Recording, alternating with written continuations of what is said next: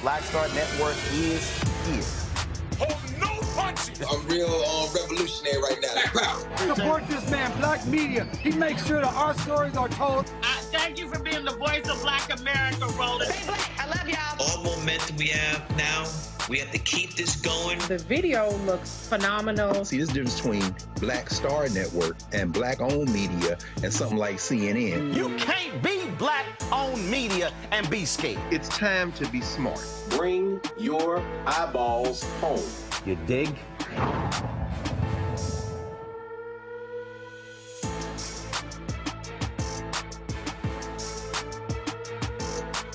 Friday, April 6, 2024, coming up on Roland Unfiltered, streaming live on the Black Star Network. Folks, a lot of people not at all happy with Charlamagne, the God, because of his commentary regarding DEI on The Daily Show. I'm going to deconstruct what he said and also be joined by Randy Bryant, DEI disruptor. A Black Mississippi woman could lose custody rights to her children nearly a year after an Indianola police officer shot her then 11-year-old son in the chest. The family attorney will be joining us to discuss this unbelievable case. The Black jobless rate climbed sharply in March, with Black women seeing particularly large drops in employment and overall labor force participation. Economist Morgan Harper will be with us. Also on today's show, our Education Matters segment, a math intervention program that uses hip-hop music to enhance math skills. You say, really? Yep, we're gonna break it down for you. That more. It's time to bring the funk. Roland Martin Unfiltered. On the Black Star Network, let's go. He's got it. Whatever the miss, he's on it. Whatever it is, he's got the scoop, the fact, the find. And when it breaks, he's right on time, and it's rolling. Best believe he's knowing. Putting it down from sports to news to politics. With entertainment just for kicks, he's rolling. It's on go, roll, roll, y'all. It's Roland Martin, yeah. Rolling with Roland now. He's funky, he's fresh, he's real, the best, you know he's Roland Martin now.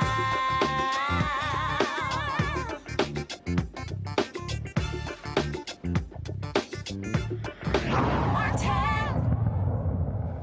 Folks, May 20th of last year, Nakayla Murry's life changed drastically when an Indianola police officer, Greg Capers, shot him in the chest. At the time, he was 11 years old. The officer was responding to a domestic disturbance call. Now, it was bad enough that Capers did not face any charges related to the shooting, but guess what? Adrian's mother, Nakayla, will be before a judge, folks, on child neglect charges as a result of the May incident. Yeah, seriously. We're absolutely confused by all of this. I'm sure you are as well. Joining us now is Carlos Moore, the family attorney. Carlos, glad to have you here. So I'm confused. How is the mother facing neglect charges when there was a disturbance and the cops were called and her son gets shot?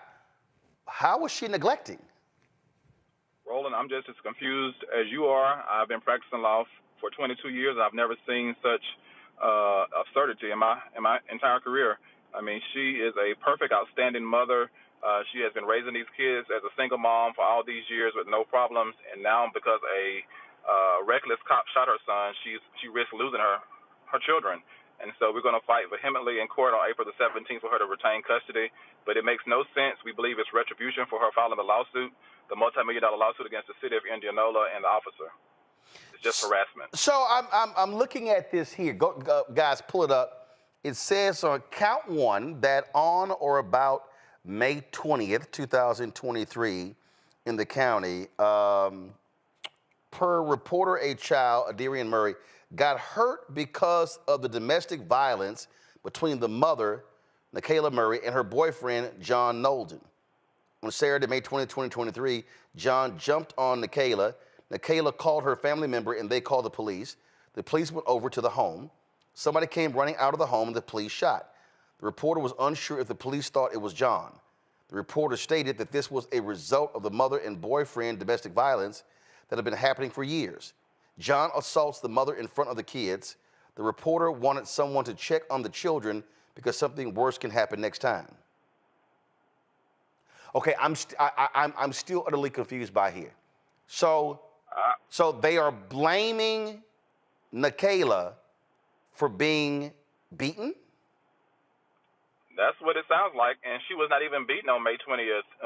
She let the ex-boyfriend, the father of her daughter, in, and he was becoming more and more irate, and she knows how he gets when he's fully angry. So before he could get fully angry, she threw the phone or passed the phone to her son and told him to call the police, thinking that would be protecting the family instead of escalating the situation. She had no idea the police would come in and shoot her child in the chest. And so John Nolan had not hit her. He had not hit her, but she was trying to avoid him becoming more irate and doing something later. So she called the police, or had the police call. And again, I'm sitting here reading this, and the reason I'm completely confused, because they also say in count one, again, pull it up, please. They also say in count one, as they're describing what happened, they said the police went over to the home, quote, somebody came running out of the home and the police shot. One, this is nuts. We actually saw the body cam footage. When the officer came into the home, he was ordering people to come out of the room. The young man, Adarian, the young boy, Adarian, he walks out. He didn't come running out. This officer reflexively fired the shot at him. We actually saw it. So who's actually saying they just came running out and the cop thought it was John? I believe it's a nosy neighbor that does not know what he or she is talking about. They were not there, and clearly they did not see the boyfriend, the ex-boyfriend, beating Miss Murray, so that's a lie. And so I don't know why we would have a case based on somebody's allegations that was not there, who was not an eyewitness. And so was this report, it says here it was Sunflower County, and the prosecuting attorney is Gwendolyn Jemison. So is this who's pursuing this? I'm just trying to understand what's going on here. Yes, Gwendolyn Jemison is the county attorney. She is the youth court prosecutor, and she is the one that is will prosecute this case and is pushing it. And so I believe she needs to turn back. She needs to think carefully about what she is doing and pursuing, because this is unjust. This lady has suffered enough, and she does not need to add insult to injury. Yeah, she's a county prosecuting attorney. We're on the website, and that's her photo right there, because on the website there's no photo. Matter of fact, her photo is the only one that's not there. So it's sort of like how you got everybody else, but you don't have her. So so is she the one pursuing? So like, whose decision is it to pursue this? I understand from my client that Child Protective Services told her that no case would be open, and then they called her back shortly thereafter, a few weeks, and said it would be open, but they were not pushing it. They interviewed everybody and saw that she was a fit mother, so we don't know if it's the prosecutor pushing it or whoever this alleged reporter or accuser is, if they are pushing it or what, but we're going to get down to the bottom of it, and we expect her to remain the mother and to continue to have custody of her children.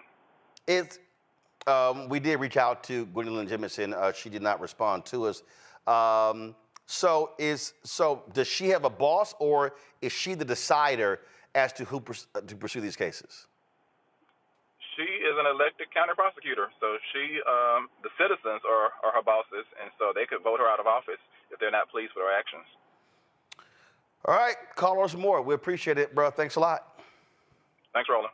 I want to bring in my panel right now to try to make sense of this. Michael Imhotep hosts African History Network show out of Detroit. Matt Manning, civil rights attorney out of Corpus Christi.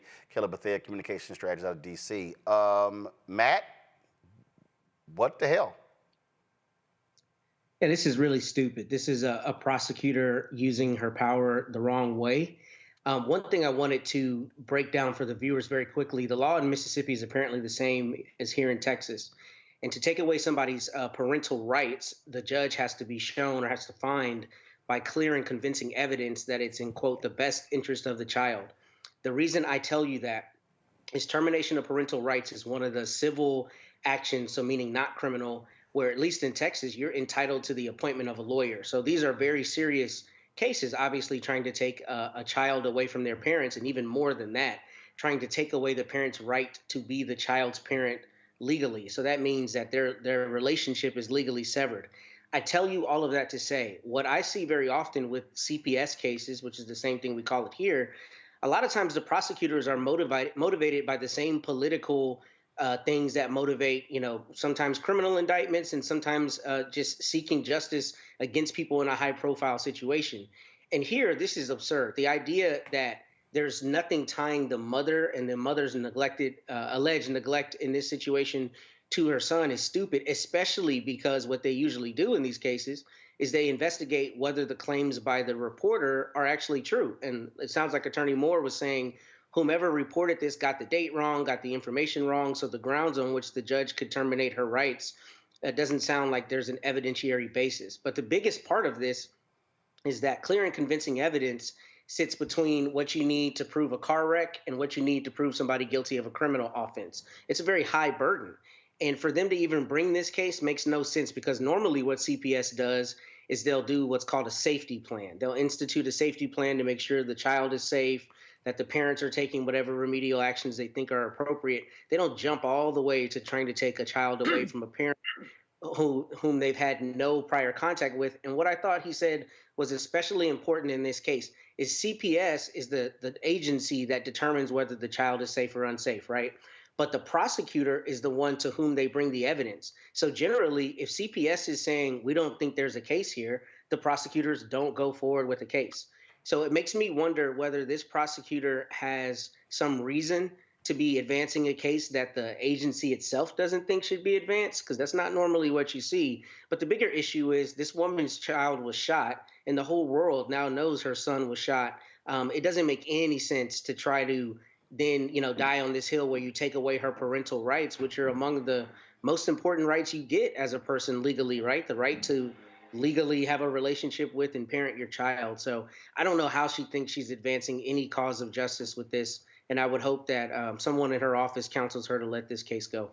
I'm just sitting here, Kelly, absolutely confused in how you can read this count and they blame the mother, saying the mother is putting the child in harm's way because of the actions of this man. I mean, we know the reality, the history of domestic violence. We know women that have stayed with boyfriends or spouses who have been the victims of domestic violence. So you blame her, not him? Yeah, I mean, I wouldn't blame anybody in this situation per se, except the cop that shot the 11-year-old boy, because the cop is the one who presented the danger. As if I recall correctly, based off of what I just heard from the counselor, as well as what I've read, she was being proactive in calling the police to protect her child from this man who had yet to do anything, but because he had a history of it, she was being proactive in ensuring the safety of her child. And the person whose job is to also ensure the safety of citizens actually endangered the safety of that child. In fact, he jeopardized it by shooting the 11-year-old boy. So that in and of itself is bad policy on behalf of the prosecuting attorney, because it sets bad precedent. What does it say about the office that they are going to try and strip away the parental rights of a woman who, by all accounts, was doing what she was told is what she was supposed to be doing in situations like this? You call the cops before things get out of hand. You follow commands. You abide by what's happening. By all accounts, the family did that, yet and still, this little boy almost died because of an extension of the attorney's office being law enforcement. So it's more aggravating than it is confusing, because it just seems like a bad policy precedent to accuse and basically demonize the mother for something that a police officer did. Michael, I mean, I'm sitting here like flabbergasted at this in terms of what happened here, and I'm just sitting here going, okay, so this makes no sense. And I still go back to the shooting. I don't know how in the hell nothing happened with this officer. We saw it. He is ordering people out of the room, and the moment he sees this boy, boom. Right. I still don't know how this guy does not, just doesn't get, even if he doesn't get prosecuted, I wouldn't want that cop with a gun with what happened there.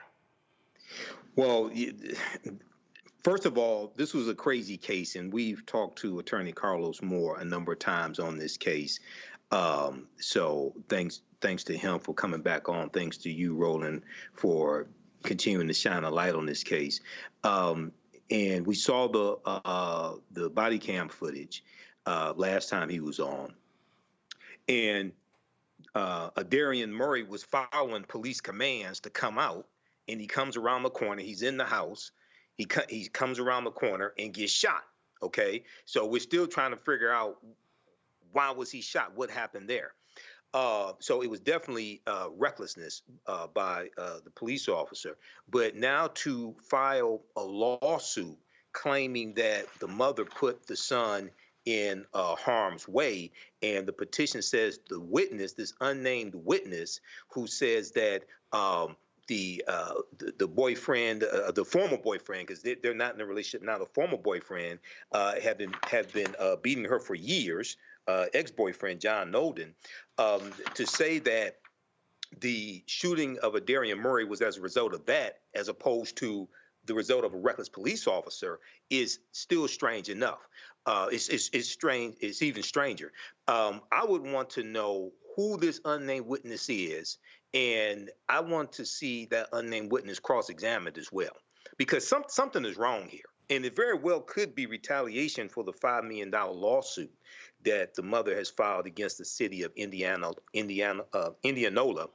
Mississippi. So more crazy things happen in this case. So we'll have to see how this turns out. But the other thing, lastly, was John Nolden ever arrested for assaulting the mother? Not to my knowledge. So, but it goes to show you how crazy this is. So this prosecutor, Gwendolyn Jemison, you got some answering to do. So we will hopefully this does not move forward. All right, folks, hold tight 1 second. I got to go to a break. We come back. We're going to stay in Mississippi about how the Department of Justice is overseeing a department there when it comes to notifying the next of kin. You would think that's basic, but the DOJ has to get involved. So we'll talk about that. March jobs report also on the show. In addition to, I'll talk about DEI, Charlamagne the God on The Daily Show, but also the constant attacks that we're seeing all across the media, namely from white conservatives. You're watching Roland Martin Unfiltered right here on the Black Star Network.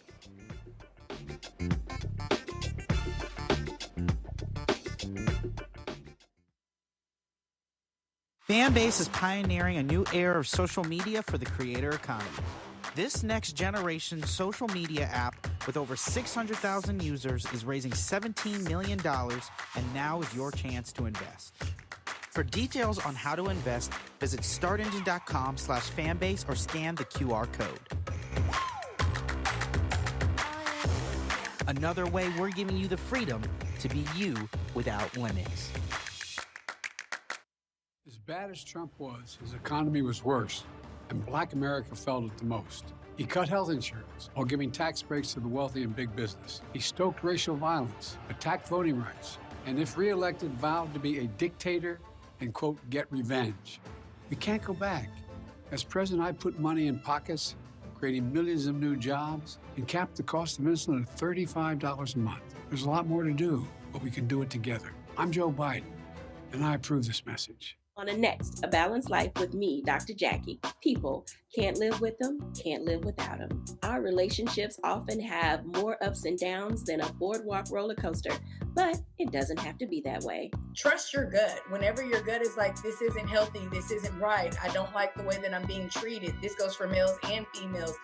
Trust your gut, and then whenever that gut feeling comes, have a conversation. Knowing how to grow or when to go. A step-by-step guide on the next, A Balanced Life on Black Star Network.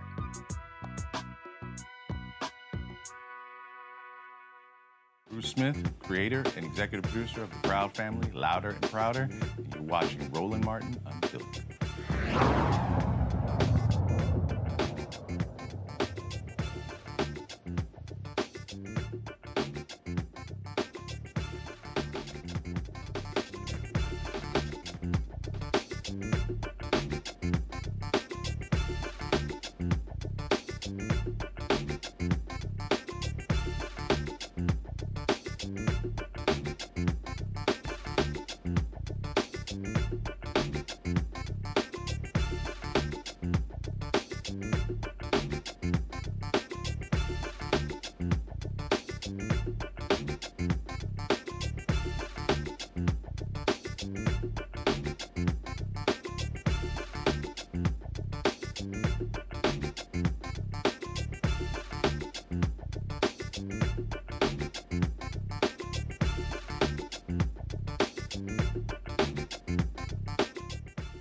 Near Mississippi's capital were buried in a pauper cemetery without their relatives' knowledge. The U.S. Department of Justice will help the city's police revamp policies for performing next of kin death notifications, which is sort of crazy.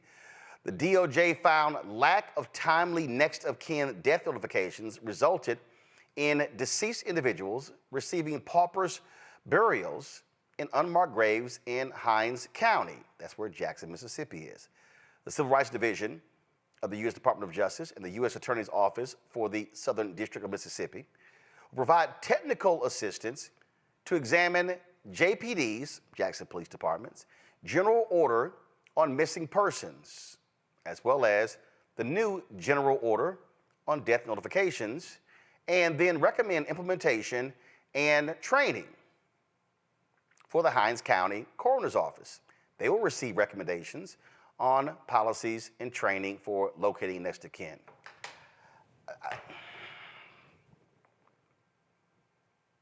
I don't understand, Michael. You need the federal government to come from D.C. to say, here's how you notify that the loved one has passed away. Yeah, Roland, this really sounds like some incompetence here, and possibly some indifference as well. This is the first I've heard of something like this. Usually with a job like this, there's training. You know, I used to work in a job where we did work with the coroner's office here in the county of Wayne, which is the county that Detroit is in. And there's the medical examiner's office. So there's training that you go through with those various jobs, even if you're on the truck that goes out and picks up the dead bodies. There's training that you go through, and there's a process that you go through in notifying the next of kin, okay? So you learn that. Basically, anybody knows that if they worked at a medical examiner's office. So for the U.S. Department of Justice to have to come in and teach these people how to notify the next of kin is really strange. But there's an irony also here, because these former Confederate states always are against the federal government coming in and intervening in their affairs.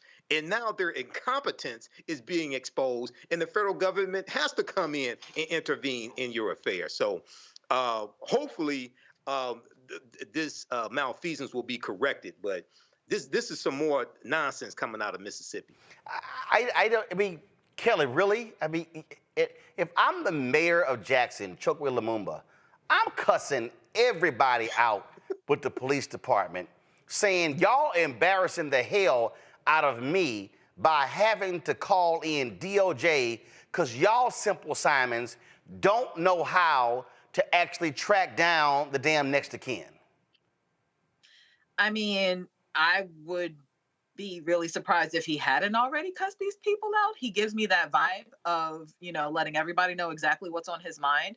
But nevertheless, I cannot recall a time where, by and large, Mayor of Jackson notwithstanding, that the powers that be in Mississippi gave a damn about Black bodies, living or dead.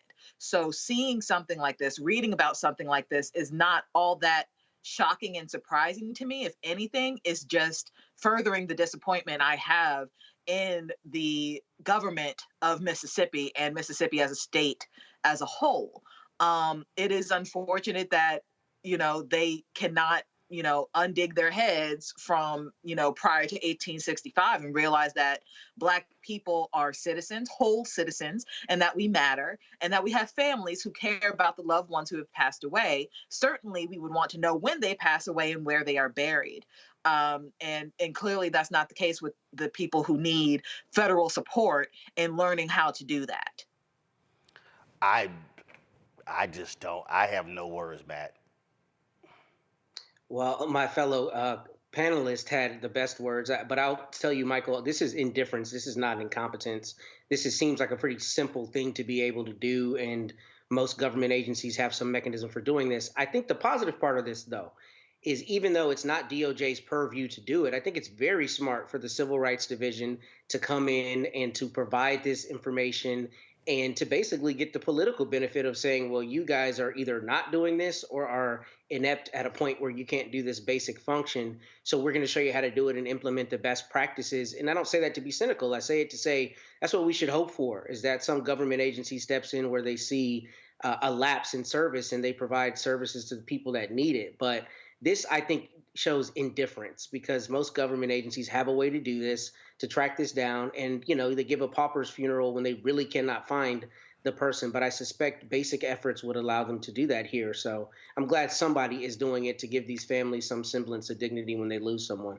And I'm going to keep reminding people who somehow forget this.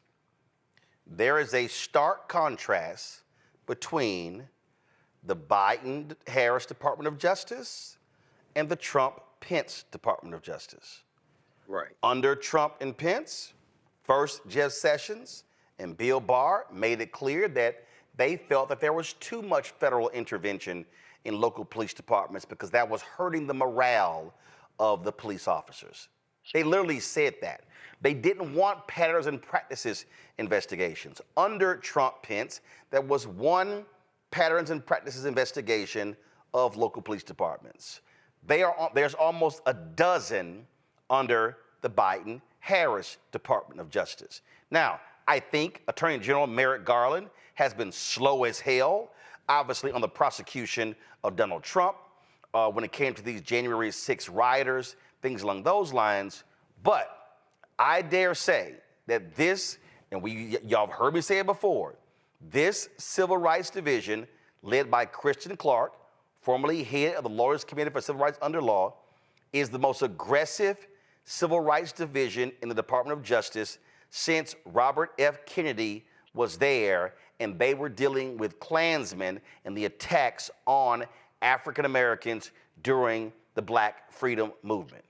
And so folk need to understand that when you are making your decision as to who you vote for, this is a part of it, because the president picks the attorney general, and the policies of the president and the attorney general is what is carried out in the Department of Justice. So feel free to mess around come November, but I can tell you right now that a Donald Trump Department of Justice will not at all care about Black lives, Black folks who have been beaten, Black folks who have been left in paupers' graves.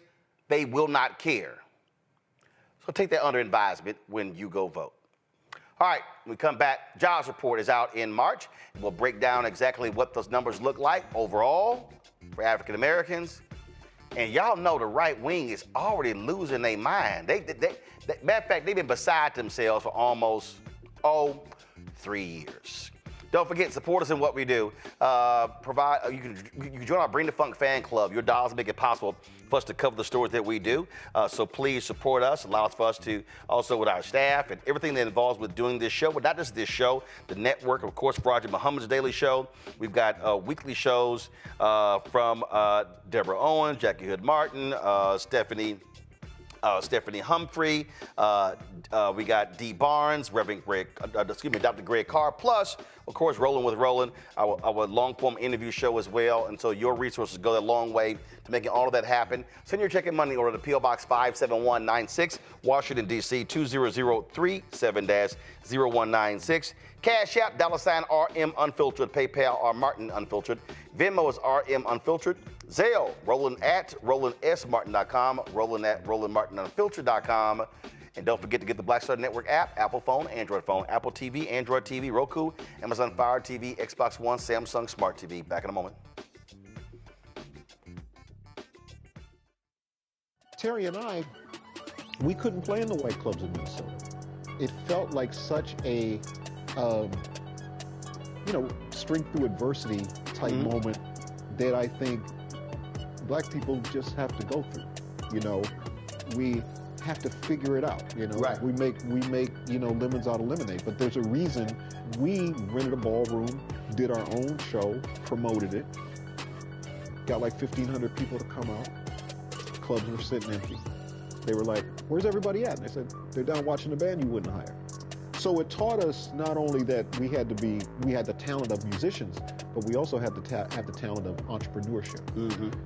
It wasn't like a seat at the table. It's like, no, let's build the table. That's right. We got to build the table. And, That's right. And that was the thing. And of course, after that, we got all kinds of offers. Of course. Right, to come play in the clubs. But we didn't do it. We said, "No, we good." No, we're good. We're good. And that's what put us on a path of national. And of course, when Prince made it, then it was like, okay, we see it can be done.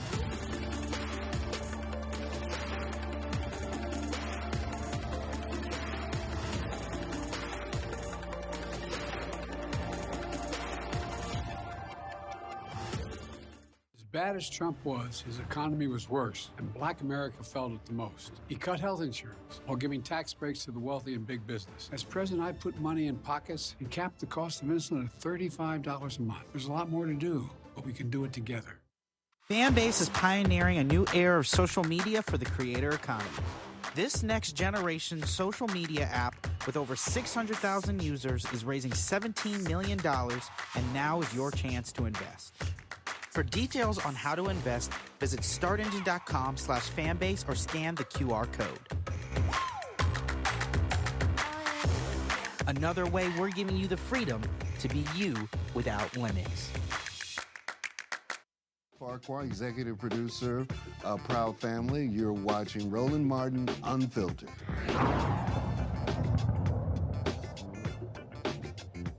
All right, folks, welcome back to Roland Martin Unfiltered. First Friday of every month is when the jobs report comes out, and the first quarter ended with an increase in job creation. The workforce saw 303,000 jobs added, despite high interest rates, inflation, and growing household financial stressors. Now, the overall unemployment rate dropped 0.1 of a point, going from January 3.7, went up to 3.9 in February, down to 3.8 in March. The unemployment rate for African Americans soared over a point, while the rate for Black women saw a dramatic jump. But so you see, January was 4.8 for Black women. In February, it dropped to 4.4, and it went up to 5.6 in March. Now, when it comes to Black men, this is what the rate looks like. January is 5.3, February 6.1, March was 6.2. Morgan Harper from the American Economic Liberties Project joins us right now. So, okay, Morgan, you went through the numbers. Break it down for us. What happened? Yeah, so we did see, as you mentioned, this exceeding of expectations in terms of overall job creation, 300,000 jobs created versus, about the 200,000 that were forecasted.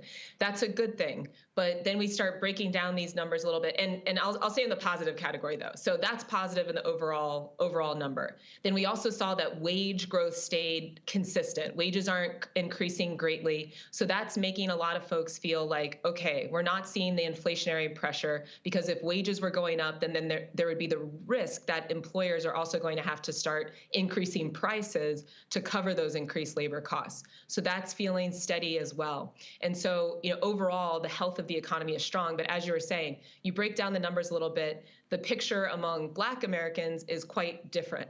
We are not seeing that same level of unemployment drop, the overall level being about 3.8%, but the increase, especially among Black women. And that's kind of interesting because, like I said, the job growth has increased. We have 3,000 jobs that were created. If wages are also increasing, those jobs are getting filled, but it doesn't seem that they're being filled by us.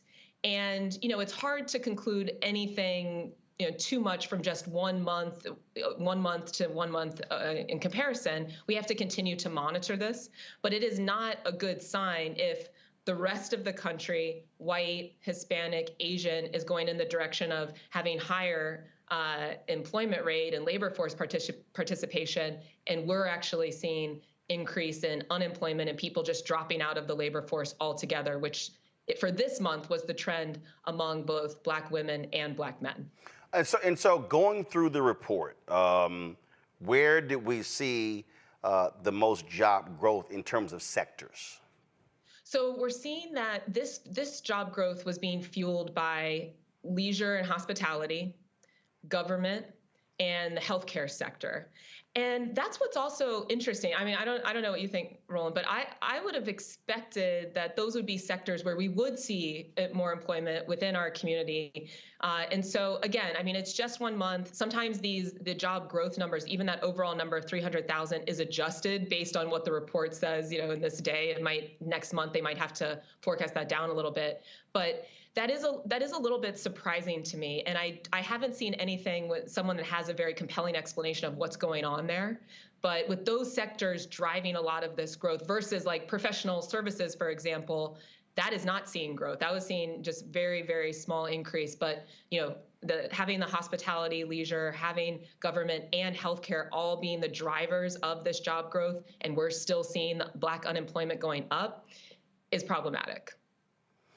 One of the things that I saw there was some conservative who was whining. He was like, 0 manufacturing jobs were created in March. All of the stuff that Biden is doing, and I was like, wow, so you skipped over the 303,000 and you went right to that one. Really? Yeah, and in the top line number, of course, that's quite relevant here, especially when we're looking at the outcomes from this administration, is that there have been over 15 million jobs created. Let's not forget that in the depths of 2020, we saw that there was, in 2020, when there was a different administration at the helm, over 16% levels of Black unemployment. And so, that's a bit disingenuous.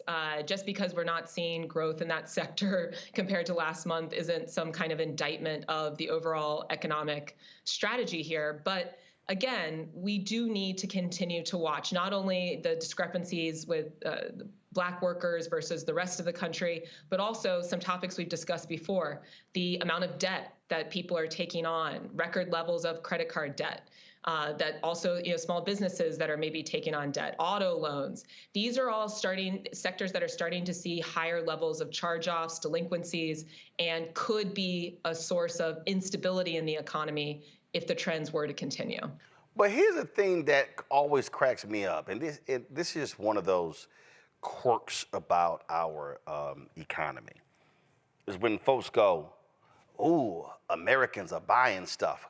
Consumer confidence is soaring. They're using credit cards." But when they start saving money, people are saving money. That's bad for the economy. I think people have to understand that literally the psychosis of the American economy is spend, spend, spend, spend, spend. Do not save and invest. It's all it trips me out all the time. When you listen to these financial networks and you listen to these folks talk about the economy, they really freak out when people save their money and don't spend it all. Yeah, I mean, we have a consumerist mindset here in America, and especially if you're the ones that are benefiting from large corporations having people spend a lot of money, which is a lot of the folks that are investing professionally that are on these shows and some of the financial press and networks. Well, then, yeah, you want people to definitely keep spending. But, you know, here what we're seeing is actually consumer saving and the household balance sheet is pretty steady. And I agree. I mean, that's a good thing. Yes, there was some fiscal stimulus that came at the beginning of the administration that everybody said, oh, this is going to, you know, bring down the economy, and certainly maybe a factor, you know, that contributed somewhat to inflation. But people were responsible with that money. They have managed their finances in an appropriate way. But like I said, the credit card debt is a big deal. And seeing this level of credit card debt burden is something that we do need to continue to watch, because $1 trillion is no joke. So yes, people seem to be continuing to have strong savings, but there is a lot of debt that is being taken on, and just need to see if that's going to continue to present a risk for our overall state of the economy. So one of the truly crazy people in America, the MAGA idiot Maria Bartiromo, she always loses her mind this time every month when the job support drops. And I got a kick out of this one because they were complaining about interest rates and the job support. Listen to this. It's a good number, no question. Well, it's a good number, but is it too good for rate cuts, Bob Dahl? I mean, yesterday we heard from Neil Kashkari saying, I'm penciling in 2 cuts, but there's a chance there's no cut at all. If the economy's on fire like this and we got 303,000 jobs in the month of March, why cut interest rates? So it's like, oh my God. So just correct me. So they complained about inflation, but now this is what it looks like when Fox talks. This is what it looks like. Well, exactly, because I mean, you know, the argument is like, oh, we got to get the interest rates lower. We got to get the interest rates lower to support business growth, the business community. The business growth is happening.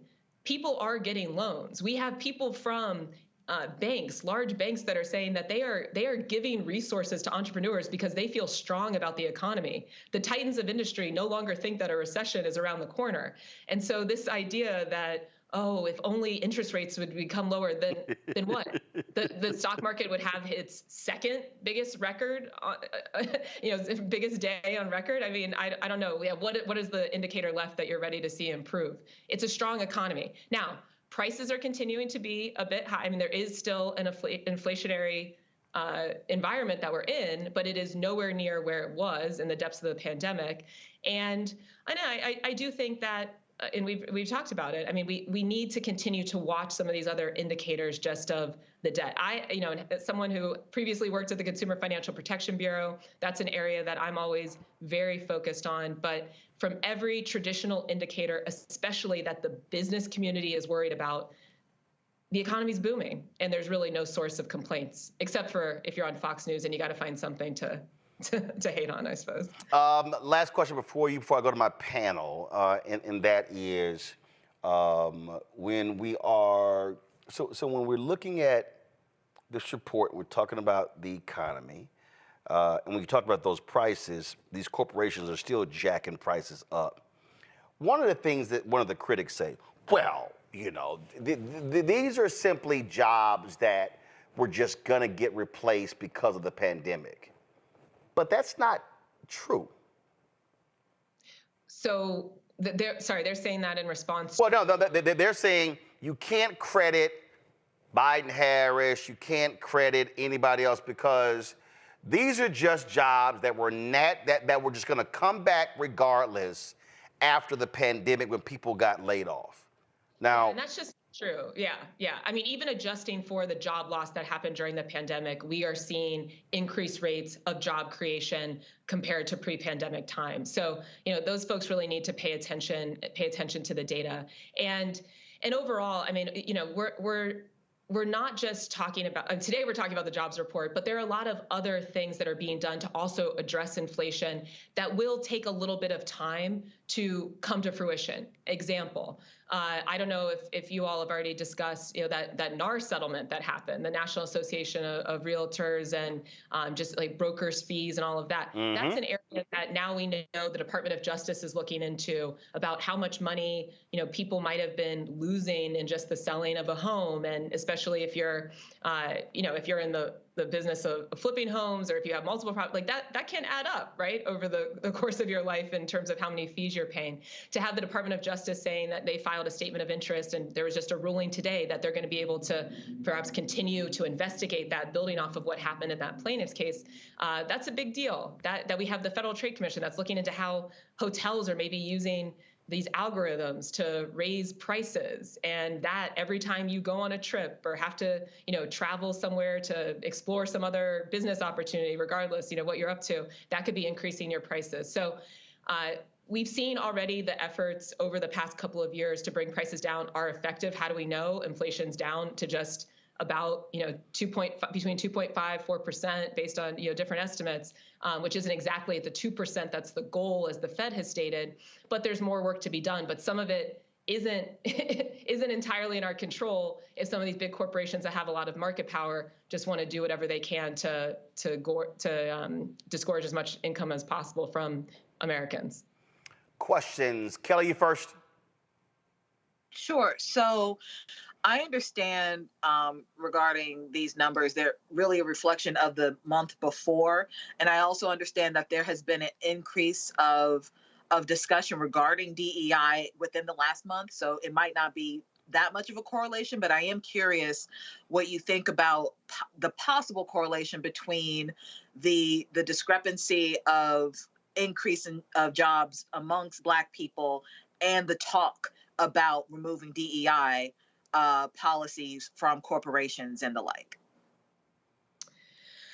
That's interesting. I mean, I think that's a valid point to bring up. To me, though, I would imagine a lot of the types of businesses that tend to care more about DEI and have that in part of their hiring practices are in the professional services sector, which is one of the areas where we said the growth there has been a little bit more stagnant, so isn't likely driving the numbers that we're seeing today. Seeing some of the growth that it's more in hospitality, leisure, in education, and healthcare, and government. I wouldn't expect those sectors as much to be beholden to, or not beholden, but embracing some of the hiring practices that are more focused on diversity and inclusion. But who knows? I mean, that's a fair question. And look, I mean, based on the discrepancy between the unemployment rate of Black Americans and every other group that is being recorded, if this trend continues, then this seems like the type of thing that should garner special attention, that you should be looking a little bit further under the hood and tracking some of the employment practices, because the jobs are there, the jobs are being created. If Black people aren't getting them, then that should be a top priority for the government to figure out what's going on. Matt? Yeah, so thanks for breaking this down, Morgan. I have two questions for you, and they may be kind of rudimentary, but I need to know the relationship between a couple things. So I saw in the report that the average wage, I think, has gone up to $34 and some odd cents.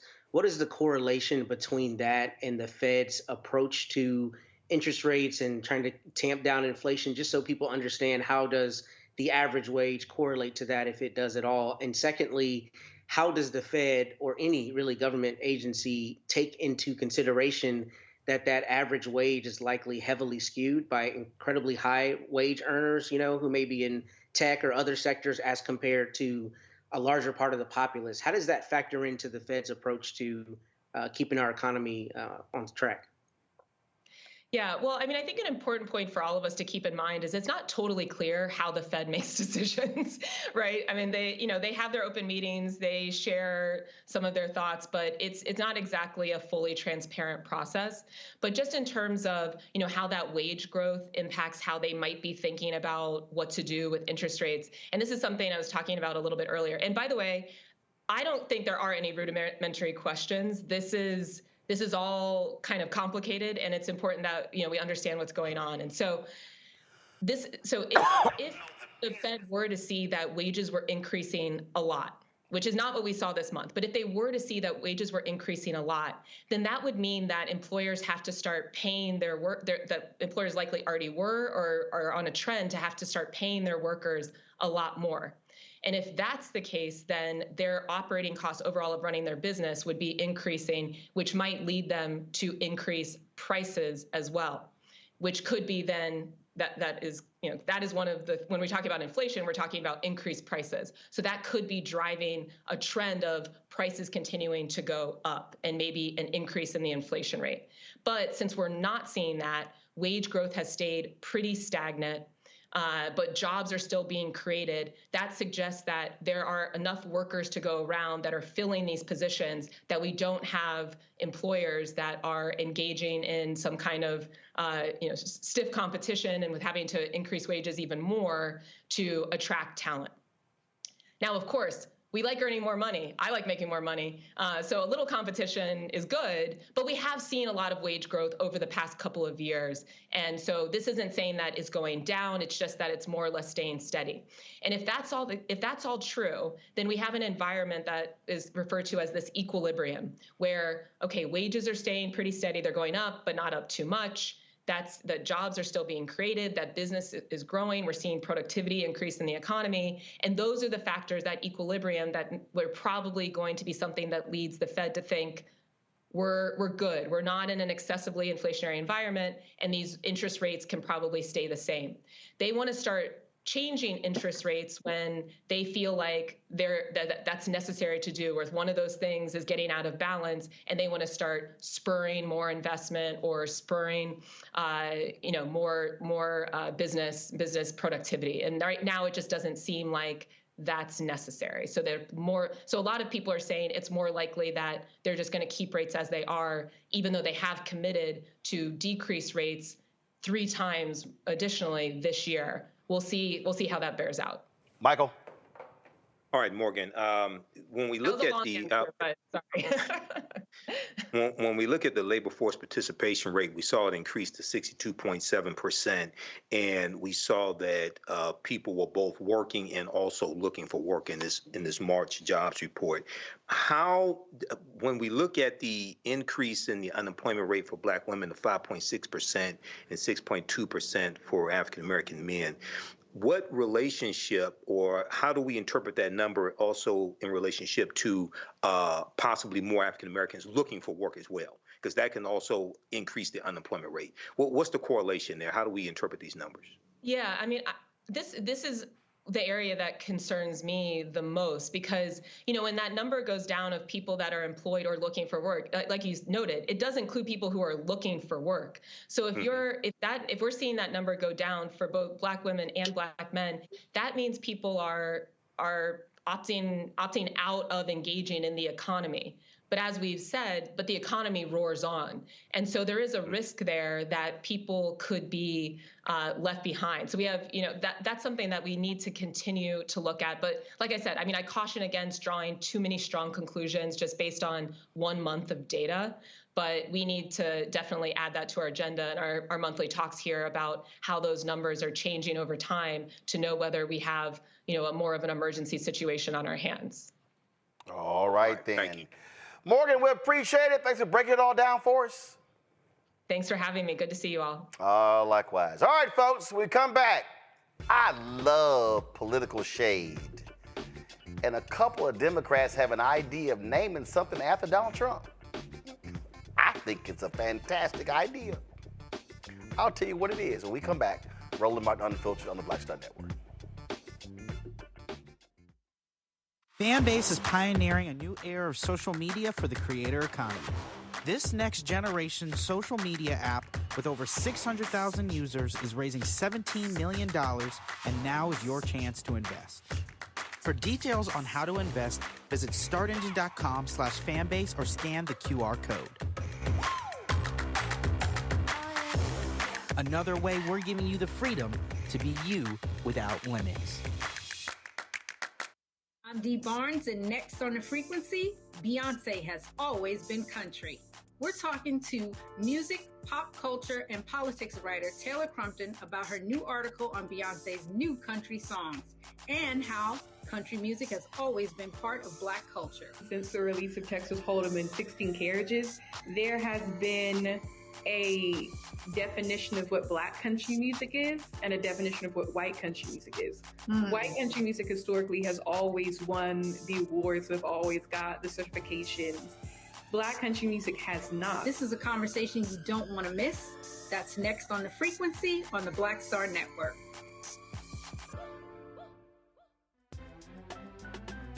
I'm Faraji Muhammad, live from LA. And this is The Culture. The Culture is a two-way conversation. You and me. We talk about the stories, politics, the good, the bad, and the downright ugly. So join our community every day at 3 p.m. Eastern and let your voice be heard. Hey, we're all in this together. So let's talk about it and see what kind of trouble we can get into. It's The Culture, weekdays at 3, only on the Black Star Network. This is Essence Atkins. What's the love king of R&B, Raheem Devon? It's me, Sherry Shepard, and you know what you watch. You're watching Roland Martin, Unfiltered. So earlier this week, some Republicans in the House said, hey, let's rename Dulles Airport, which is in Northern Virginia, suburb of D.C., after the Orange Man. Well, a couple of Democrats said, we have a better idea. Go to my iPad, Henry. Congressman Jerry Connolly, whose district the airport is in, and Jared Moskowitz out of Florida, and John Garamendi, they introduced a bill, Matt, Kelly, Michael, that is amazing. They say, instead, let's change the name of the federal prison in Miami to the Donald J. Trump Federal Correctional Institution. The quote, Connolly says, hey, when our Republican colleagues introduced their bill to rename Dulles after Donald Trump, I said the more fitting option would be to rename a federal prison. I see no reason to wait. Donald Trump faces nearly 100 felony charges. He has been found liable of sexual abuse and subsequently for defaming the victim of that abuse. He has been fined hundreds of millions of dollars in a civil fraud case. It is only right that the closest federal prison to Mar-a-Lago should bear his name. I hope our Republican friends would join us in bestowing upon Donald J. Trump the only honor he truly deserves. I think it is a fantastic idea, Matt. I think this is stupid. This is absurd. And look, as a matter of course, I don't like a lot of the political pageantry on either side, no matter where my loyalties lie. I think it's dumb. I mean, look, they can't even figure out how to pass a spending bill to keep the government open, but they have time to pass, or at least propose asinine bills like this. I mean, it's funny. I'll concede that. I don't like the idea that, we as a society are becoming more cemented in the idea of making people guilty in the court of public opinion before they're found guilty in court.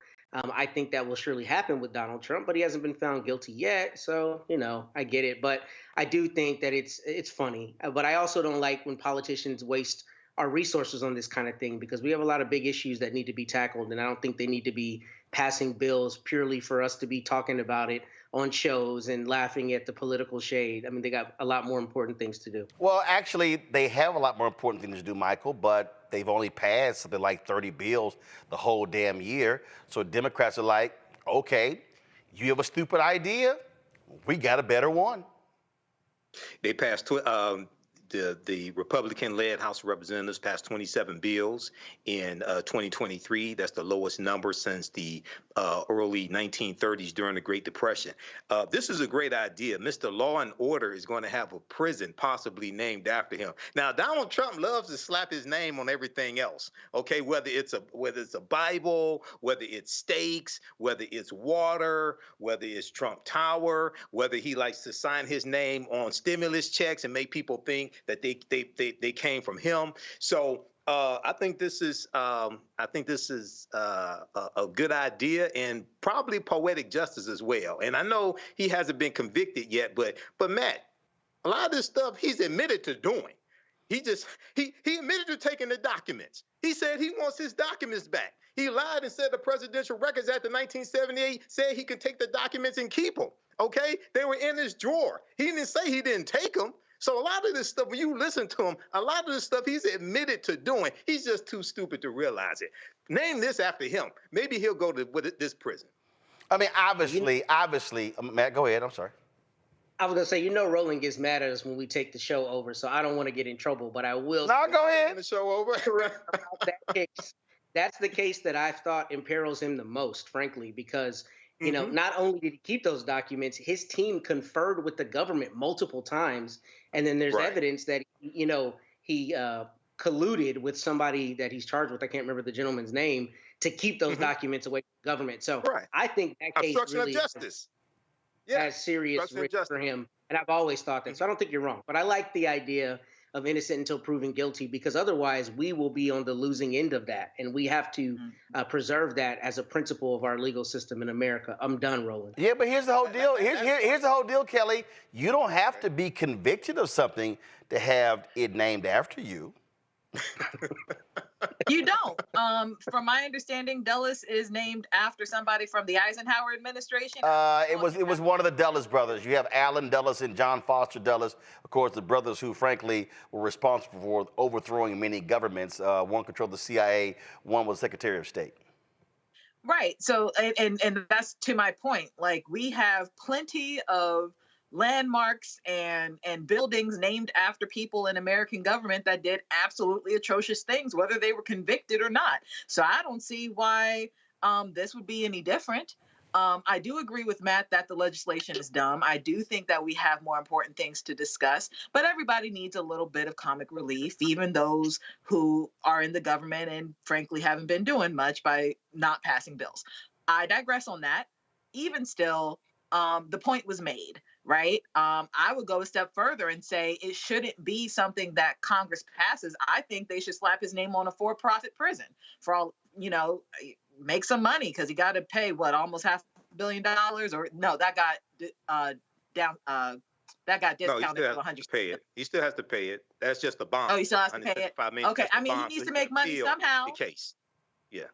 He needs to make money somehow. I say put it on a for-profit prison, call it a day, and frankly, leave us alone. But my point being is that there are plenty of things that are named after people who did really grimy stuff, and their names are slapped on buildings all the time, every day. I don't see why Donald Trump would be any different. I think this would actually be appropriate. Well, have at it. Hey, bottom line is, he's an idiot, and yeah, they're just having fun with it, but it was an equally stupid idea to name the airport after him because he's absolutely out of his mind. All right, I gotta go to a break. We come back. So Charlamagne the God talked about DEI on the Daily Show, and man, people were all in their feelings, people were upset. So I'm gonna talk about that, but we're gonna also expand the conversation. We talk about DEI. I will unpack and deconstruct that next, right here on Roland Martin Unfiltered on the Black Star Network. As bad as Trump was, his economy was worse, and Black America felt it the most. He cut health insurance while giving tax breaks to the wealthy and big business. He stoked racial violence, attacked voting rights, and if reelected, vowed to be a dictator and, quote, get revenge. We can't go back. As president, I put money in pockets, creating millions of new jobs, and capped the cost of insulin at $35 a month. There's a lot more to do, but we can do it together. I'm Joe Biden, and I approve this message. Fanbase is pioneering a new era of social media for the creator economy. This next generation social media app with over 600,000 users is raising $17 million, and now is your chance to invest. For details on how to invest, visit startengine.com/fanbase or scan the QR code. Another way we're giving you the freedom to be you without limits. I'm Deborah Owens, America's Wealth Coach. And on the next Get Wealthy, you'll meet Jandy Turner, who took her love of sports expanded her network, and created a thriving business. I settled on developing a golf event planning business, which in and of itself has been very viable for me. One of the things that I've learned from producing hundreds, if not thousands, of golf tournaments is that business gets done on the golf course. All on The Next Get Wealthy, only on Black Star Network. Hey, it's John Murray, the executive producer of the new Sherry Shepherd Talk Show. This is your boy, Earthquake. And you're tuned in to Roland Martin, Unfiltered. All right, so yesterday was crazy busy. I'm sitting there in the middle of a move to another house, and man, we were busy with April 4th, the 56th anniversary of the assassination of Dr. King. And so folks started texting and calling me. Then I saw social media, and all these folks were talking about Charlamagne the God and being on the Daily Show and him talking about DEI. And I was just like, okay, y'all, I've been busy. So I looked at it 2 or 3 times today, and we've talked about some of these things before that he laid out in it. And so I wanted to deconstruct it because I do have some thoughts about what was said. So we're going to take it from the top, and then I'm going to walk y'all through this and share some things with you that hopefully you can be more well-rounded and informed about the reality of what we're talking about with DEI. Go. Called Diversity, Equity, and Inclusion, or DEI. It means more fair hiring policies, new anti-discrimination rules for the workplace, and sensitivity training seminars. And the first thing it led to was a shitload of ads.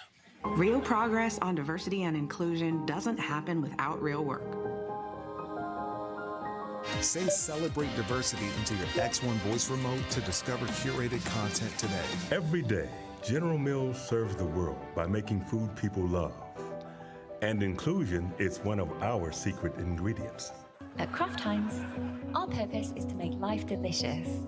And we believe we can't achieve that without one essential ingredient: diversity. It's diversity that makes life delicious. We're on a 400-year-long journey, and scars don't fade. But neither does hope. Ask your doctor if black people are right for you. That's right. Nobody's buying Vaseline because of diversity. Come to think of it, I don't think I've ever actually bought Vaseline. It's just there. Like, it comes with the house, right? So that's how things stood in 2020, but that was like 15 years ago. Today, when people talk about DEI, it's more likely to sound like this. DEI is just a rebranded version of put on pause. Guys, put on pause right there. All right, so let's unpack this. Now, first and foremost, to understand DEI today, what you have to understand is, how did you even get to DEI? So, and remember, 1968, a report was done. It was commonly known as the Kerner Commission Report. And the report examined the cause of the riots in 1967. And what the result of that report, they concluded, they talked about a lot of issues, and they actually fought back and forth. What they said is there are 2 Americas. There were 1 white, 1 black. And one of the recommendations in the Kerner Commission report was that news media greatly contributed to the riot coverage, so therefore it needed to be diversified. So you then begin to see your first influx of African Americans in mainstream media. That really happened after the commercial. I'm talking about in significant numbers after 1968. So if you look at the early 70s, you really then begin to see your first programs dealing with affirmative action. Why? Well, remember, President Lyndon Baines Johnson used that phrase first when he was at Howard University. Then Richard Nixon is elected. One of Richard Nixon's focus was, in order to reach African Americans, let's tap into economics. So what Nixon did was, Nixon tapped Arthur Fletcher, and Arthur Fletcher many have called the father of affirmative action. Bob Brown who was a very close associate of Reverend Dr. Martin Luther King Jr., involved in Operation Breadbasket. Bob Brown had a significant portfolio and was advancing a number of these economic initiatives in the Nixon administration. The reason Earl Graves was able to actually launch Black Enterprise is because he had raised money but did not have enough money, and he was seeking a grant from the federal government. Bob Brown discussed this in his book. And the Nixon folks were trying to block that grant because Earl Graves had worked for Bobby Kennedy. And Bob Brown was like, the hell with that, give him the damn loan. That's how Earl Graves was able to get the loan to launch what we now know as Black Enterprise. And so in the 1970s, you begin to see your first wave of African Americans in corporate America. Now, if you were remember, Jackie Robinson was the first vice president of a major corporation in New York City. So you go into the 1970s, and so you now begin to see African Americans go into corporate America. And the problem is that many of these African Americans, the highest that they got was really vice president of community affairs. We call those the Negro jobs. Those were the jobs where basically their job was to work with the community, and they would show up at the events, and they would come with the big checks with the small numbers and all stuff like that. You had that. Now, Ellis Coles talked about that generation of African Americans in the 70s and 80s in this book. Let's pull it up. The Rage of a Privileged Class. This is the book, right? This is the book right here. Why are middle-class blacks angry? Why should America care? And he talked about the things that they went through because they were hitting that glass ceiling. It is a phenomenal book that you actually ought to read. Once you then, and so you had those affirmative action programs. Remember, you had black mayors. So you had affirmative action programs that were quite significant in Atlanta, Maynard Jackson, Coleman Young in Detroit, Gary Hatcher in Gary, Indiana. You had Stokes in Cleveland, Marion Barry in Washington, D.C., and other places. Then what happens in 1980? Reagan is elected. So now you go into the 80s. Then you have the Supreme Court decision that then began to limit affirmative action programs. Then you saw a shift from affirmative action into diversity. So what you saw in the 80s, 90s, and the 2000s, you begin to see these diversity officers, chief diversity officers. Then you shift from diversity or chief global diversity officer to DEI, diversity, equity, inclusion, because coming out of the Black Freedom Movement, the focus was on African Americans. Then Title IX hits in 1972, which was about women. And so, who is the greatest beneficiary of affirmative action? White women. So what is known today as DEI is simply the child of the initial affirmative action programs. But what they then did, they began to expand this to not just be for African Americans. It became African Americans, it became white women, it became Latinos, Asian Americans, Native Americans, it became gay, it became disabled, and then all of a sudden, the critics were like, well, why can't we have diversity of thought? So what was initially programs to target African Americans then began to expand, and so now that broad focus now began to get wide, and all kind of other folks were included. I remember I was speaking in a corporation, and somebody asked me about DEI programs, and I said, black people. They were like, that's it? I said, ethnics. I said, ethnic Americans. I said, I limited that. I wasn't trying to include everybody else because I was focused on exactly what programs were designed for. And so, George Floyd is murdered May 2020. I remember talking to somebody who was in the DEI space. At one point after the death of George Floyd, there were something like 100 open DEI jobs on LinkedIn. I mean, all of a sudden, the jobs opened up. And so you then begin to see corporations posting on Instagram, on Twitter, all these places talking about their support for diversity, equity, and inclusion. It was sort of like, really?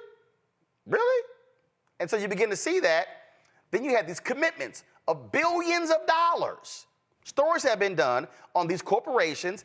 The numbers have gone, I've seen numbers anywhere from 30 billion to 100 billion talking about supporting various initiatives all across the country. Let's pull it up. Come on. Here we go. Corporate America's $50 billion promise. That's one story. I've seen other stories where it's even higher. And everything was about DEI, diversity, equity, inclusion. Now, once you begin to unpack DEI, what you begin to realize that something like 75% of the people who had the DEI jobs were white folks. Yep. Weren't black folks. It was white folks. A lot of them women. Now, press play. Let's pick up where Charlamagne left off, and let me unpack the next part. DEI is just a rebranded version of hating white people. DEI, in this case, stands for divisive, erroneous, and insidious. DEI, which stands for didn't earn it. Discrimination, exclusion, and indoctrination. DEI. DEI stands for Dr. Dre, Eazy-E, and Ice Cube. Yeah. Y'all cheering out there, but do you want with attitude coming to your office? These right-wingers are crazy, right? Jesus. But here's the part where you all stop applauding everything I say. The truth about DEI is that although it's well-intentioned, it's mostly garbage, okay? It's kind of Freeze like right there. Freeze right there. Now, understand, from day one, white folks could not stand affirmative action programs. From day one. If you go back into history, they couldn't stand programs after the Civil War. So at every point, you've had this reluctance because it's like, oh, fine, y'all got some freedoms, but no, we ain't trying to give y'all no jobs. We're trying to give you any housing.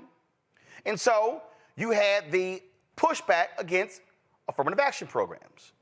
Then it became, let's get rid of these quota programs. So the folk that you saw, all them Fox News folks, all these anti-DEI people, Christopher Rufo, all these people, these folks have been running their mouths, and you throw in a sprinkle of some black people, some others in there. And they have been opposing these programs because they don't want to deal with white supremacy. They don't want to deal with racism. And see, what they then do is, this is the whole game, and you see it now. Because, the Charlie Kirks of the world. Oh, I'm concerned if there's a black pilot. Candace Owens, all people saying that sort of nonsense. As if we had airplane crashes by white people. See, we're not talking about a significant percentage of people who are in corporate power. We're not. It's largely controlled by white America. Those are just facts. And so critics are going to be critics. They are going to complain about any of these things because they don't want to deal with the underlying issue, which is when it comes to hiring, people pretty much hire who they know. And if all you know are white folks, and if all you see are white folks, and if all you hang out with are white folks, and if you only recruit at schools where there are white folks, then that's exactly who you're going to hire. Press play. The truth about DEI is that although it's well-intentioned, it's mostly garbage, okay? It's kind of like the Black Little Mermaid. Just because racists hate it doesn't mean it's good. And you know I'm right, because every one of you has sat through one of those diversity training sessions and thought, this is some bullshit. And it's not just you. Now, here's the whole deal. When we talk about diversity training, I've been in various programs, and what we have to understand is people don't like to be confronted with their own issues. We love to live in our silos, how we were raised, how we were brought up, and we like to look at the world in a certain way. What we don't want to have to do is consider somebody else's perspective. I remember when I was at the Fort Worth Star-Telegram, and the Maynard Institute was brought in to deal with a training program for us to diversify our sources. And I remember sitting there, and there was a white male business writer, and he was conservative, and he was resisting what they were talking about. And we're sitting there going, but look at who you call.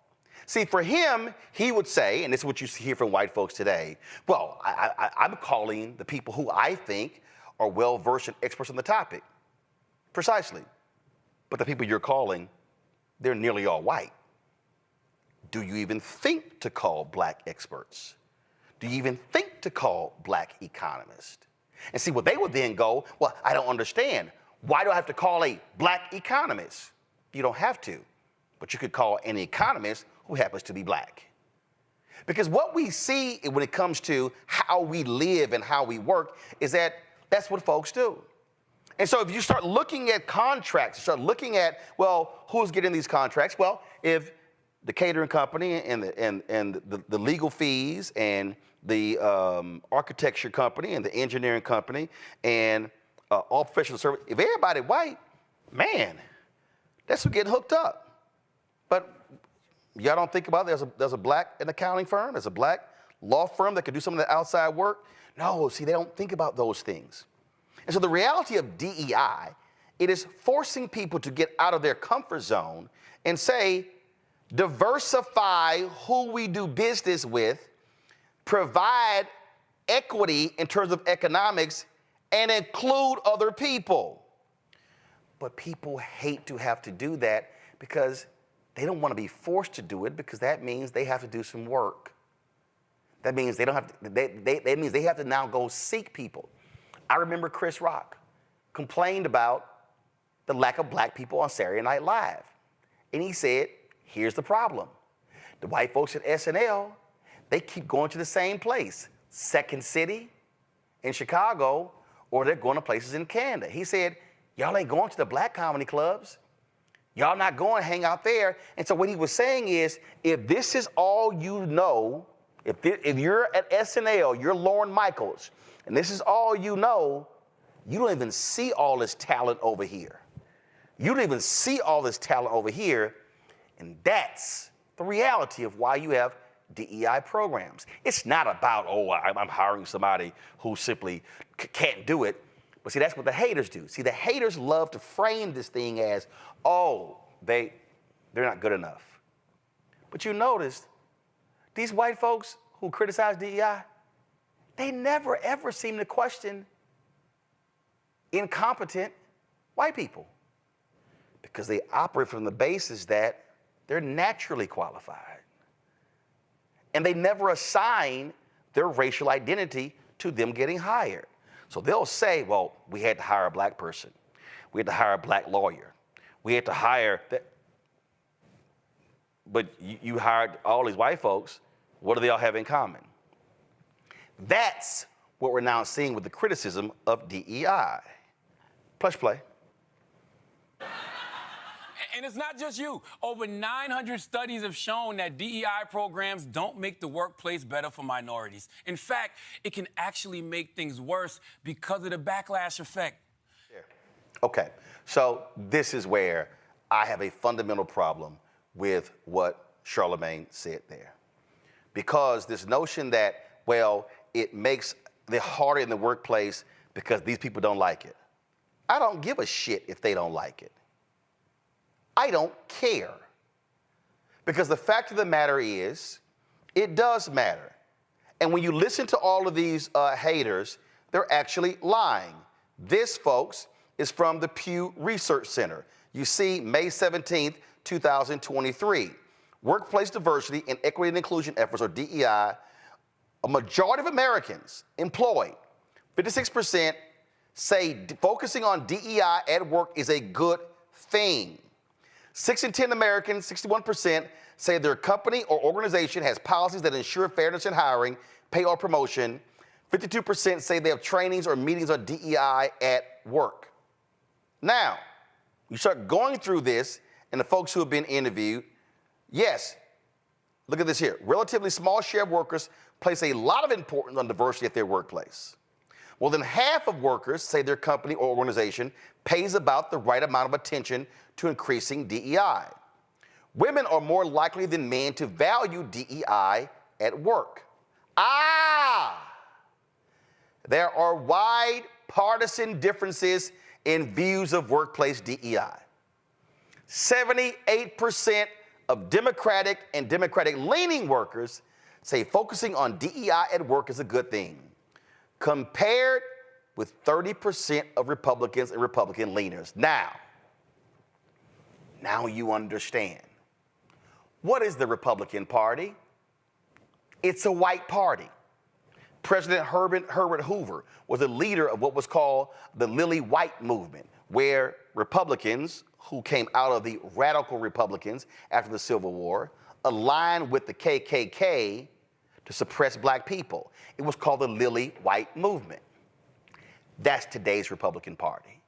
See, they hate all this DEI stuff. It's right there in the data. Only 30% of Republicans like it. So when you're watching Fox News and you're hearing conservative radio, all these digital sites, what you're hearing are people who are, oh my God, this DEI stuff is awful, because it lines up with actually their point of view. Because they don't actually want to see people like us actually move ahead. Press play. Dare from school? Y'all remember Dare? Yeah. She said, woo. DEI training is like Dare for racism. And you all know how effective that was. I was sitting there going, oh shit, there's a ton of fun drugs I should try. I didn't even know about Molly. Thanks, Officer John. But the biggest failure of DEI is that the number of black people in power at big companies is basically the same as it was 5 years ago. In fact, maybe the only thing that DEI has accomplished is giving racist white people cover to be openly racist. Now, again, this is where Charlamagne's wrong. Here are the number of African Americans who are now CEOs of Fortune 500 companies. There are 9. Now, first of all, I said Fortune 500 companies, so we ain't talking a huge amount. But the reality is, just a few years ago, there were 5. Okay, so what you are seeing, the progress. Now, here's the issue. The problem that you see, and the Executive Leadership Council, the group of black corporate leaders, they've dealt with this, is that for many of these leaders black people who are in corporate America, the problem is when they get to 55, 58, they're being moved out. And so they're still hitting a ceiling. That is a fundamental problem that we are seeing. But that means when we're talking about DEI, you're going to have white folks who make it a priority. I'm going to unpack that in a second. Press play. DEI breeds complacency, Dana, and complacency kills. We're going to have doctors who don't know how to perform heart surgery, and we're going to have planes that are falling out of the sky. Boeing recently bragged not about being the best in the business, but about surpassing its diversity quotas. Oh, goody. But then, not so good, a door flying off one of Boeing's 737 Supermaxes. I'm sorry, if I see a black pilot, I'm going to be like, boy, I hope he's qualified. I mean, honestly, when I see a black pilot, I'm not worried that we're going to crash. I'm worried that we're going to get pulled over. Okay?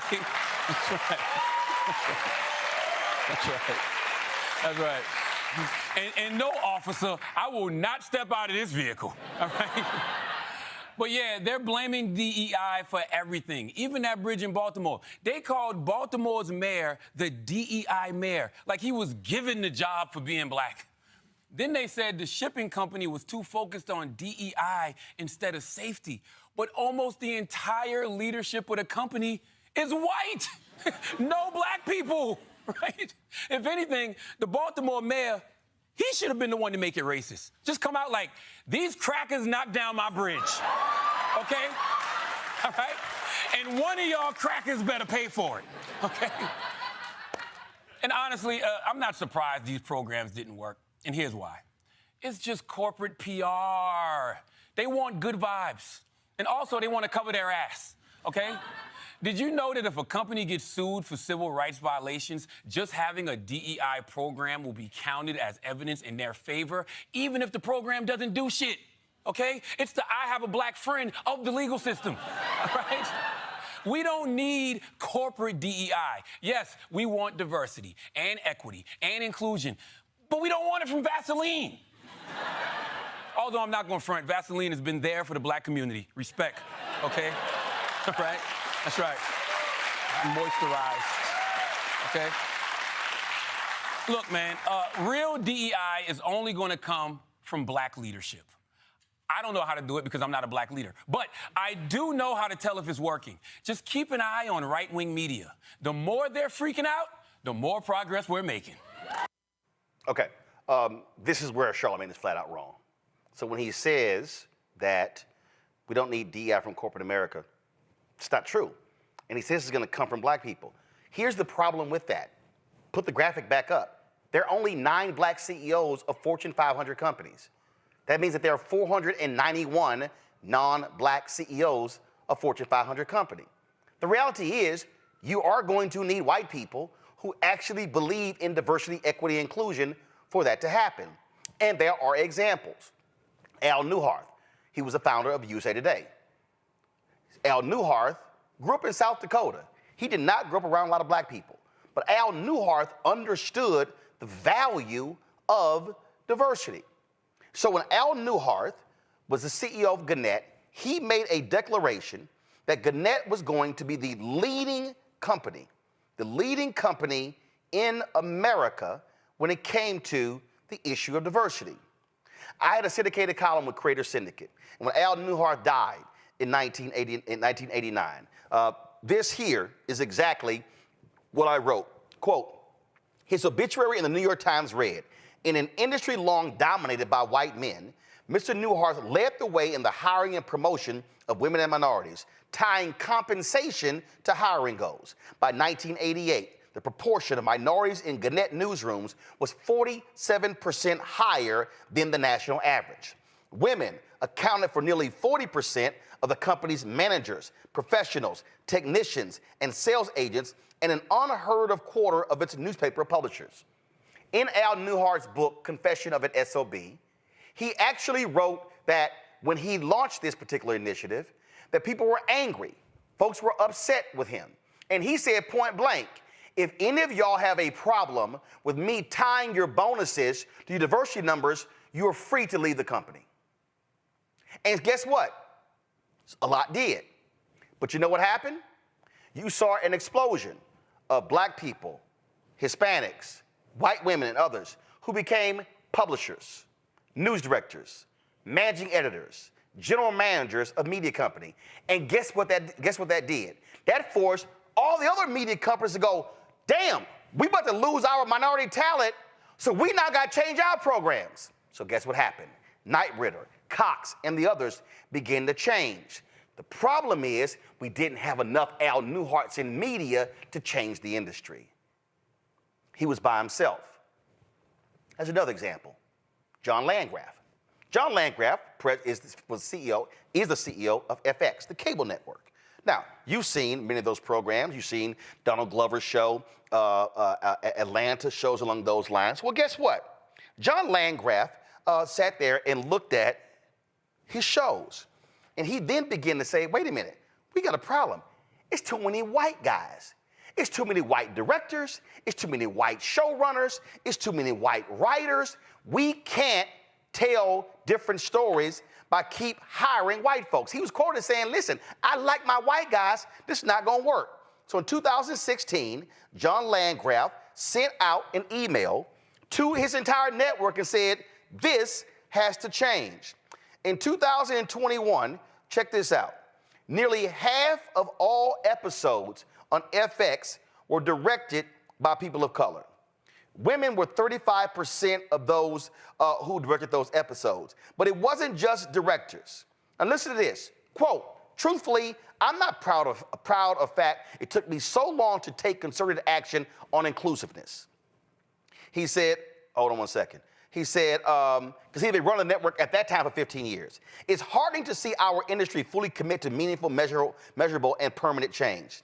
He said, when FX was radically over-indexing in one race and gender, we were by definition overlooking talent. When we started looking for talent in every segment of our population, our shows got better. When you're in the talent business, diversity is good for business. Now, that's why Charlamagne is wrong. The reality is, black folks ain't running these joints. We're not running these companies. Now, we may push folks, you may have a few folks in there, but you need operational leaders. Jonathan Rogers, who was the first CEO of TV One. When Jonathan Rogers joined the board of Comcast, I was like, yo, that's awesome. He's like, not really. I was like, hold up. Now, y'all, Jonathan was on the board of Procter & Gamble. He was on the board of Nike. And I was like, Jonathan, are you serious? He said, I didn't want a board job. He said, Roland, I want an operational job. I was like, but is it a board job better than an operational job? He said, no. I said, Jonathan, why? He said, because if I had an operational job, that's where you hire. He said, by the time it gets to the board, we don't control hiring. He said, we just sit here and oversee the CEO. That was an instructive thing he actually said to me. So what we have to understand is that for DEI to work, you've got to actually have individuals who are in power, for the most part, they're going to be white, who are making the decisions in order to be able to affect the change. This is where we, again, make a mistake on this very issue. And so, Mark Cuban, he's been very much talking about a lot of these issues. He's been focusing on a lot of these issues. And so I sent Mark Cuban, don't pull it up yet, I sent Mark Cuban an email to get his particular thoughts. And I wanted to get him on the show because he's been going back and forth against Christopher Rufo, against Elon Musk, slamming them on this issue of diversity. I mean, he's been swinging on them. And so I sent Mark an email, and I said, hey, we'd love to have you on the show, but if you can't come on the show, share me some thoughts. And so this is the email that Mark Cuban, of course, owner of the Mavericks, well, he sold the team, but this is what he sent me back. He said, Roland, he said, look at the top 10 market cap companies. All have DEI programs, even Tesla. 3 of the top 4 are run by people of color. The other, Apple, by a gay man. All make DEI a priority. My general position is that I believe DEI is really good for business. People trust people who look like them. They want to do business with them. But to me, it's not about hiring heads of DEI and creating a bureaucracy or doing commercials like Charlamagne CTG criticized. It's about following good DEI business principles. Diversity is looking for great people where others don't. There are a lot of smart people that are ignored for jobs. Find them where others aren't looking. Equity is where the right goes nuts. They think it's about quotas and making sure no one has an advantage or can succeed beyond anyone else. Equity is putting your employees in a position to succeed. That's it. Training, support, etc. If you hire someone smart, no matter what they look like, give them the tools to make you more successful. Inclusion, make people feel good about themselves at work. That's just smart business. He is right. We need more black leaders. But when you are only 8% of the white-collar workforce, it takes time. And he contradicted himself. Can racists freak out any more than they are now? Everything is about DEI, which is another way of saying people of color aren't qualified. They can't do the job. They only get it because of DEI. Look at the people that work for you. Where do you recruit? How do you put your employees in a position to succeed? How do you make people who are different feel included? You have been an entrepreneur for a long time. Talk about your business and your experience. You don't have to have a DEI program to practice DEI. You just have to run your business the right way and set standards for how people are treated. And folks, right there, the fundamental issue with DEI programs as to how they are set up right now is that they are performative because the leaders are not serious. The leaders are not taking proactive decisions. The leaders are not sitting here going, wait a minute, who has all of our outside legal work and our accounting work? We're spending money on catering. Do we have any black caterers? We spend how much money on flowers for the office? Are we using any black florists? We spend money on audiovisual. Are we using any black audiovisual companies? How much of our money is going to spend on advertising? Oh, the ad agency we're using, are they diverse? Oh, we're not going to spend our money with lily white ad agencies. Oh, y'all see how that works? That's what a leader does. So you can't have white folks over here talking about pull yourself up by your bootstrap, why y'all can't get ahead, why you're always begging the government for money, but then over here, we're frozen out of jobs, we're frozen out of contracts, and frozen out of opportunities, and then you complain about DEI. So what I need folks to understand, and again, it was a comedy segment, and it was 5.5 minutes. I've already gone 38 minutes. But the reality when we talk about what's happening with DEI, these white racists and these haters, they are trying to attack everything that is positioning black people where we are today. They're suing the Fearless Fund. They're targeting every program in corporate America. They're targeting law firms. You name it, that's what they're doing. Because of this. And I wrote about it. And y'all, everything you're seeing I called. It's white fear. They now have to compete. And so what they don't like is, wait a minute, y'all now recruiting at HBCUs? Oh, no. They're not smart enough. See, they couldn't get into our schools, so therefore they had to go to those schools. Oh, yeah. You see what happens when they come out of these high schools and they come to our schools and they're on academic probation their first or second year?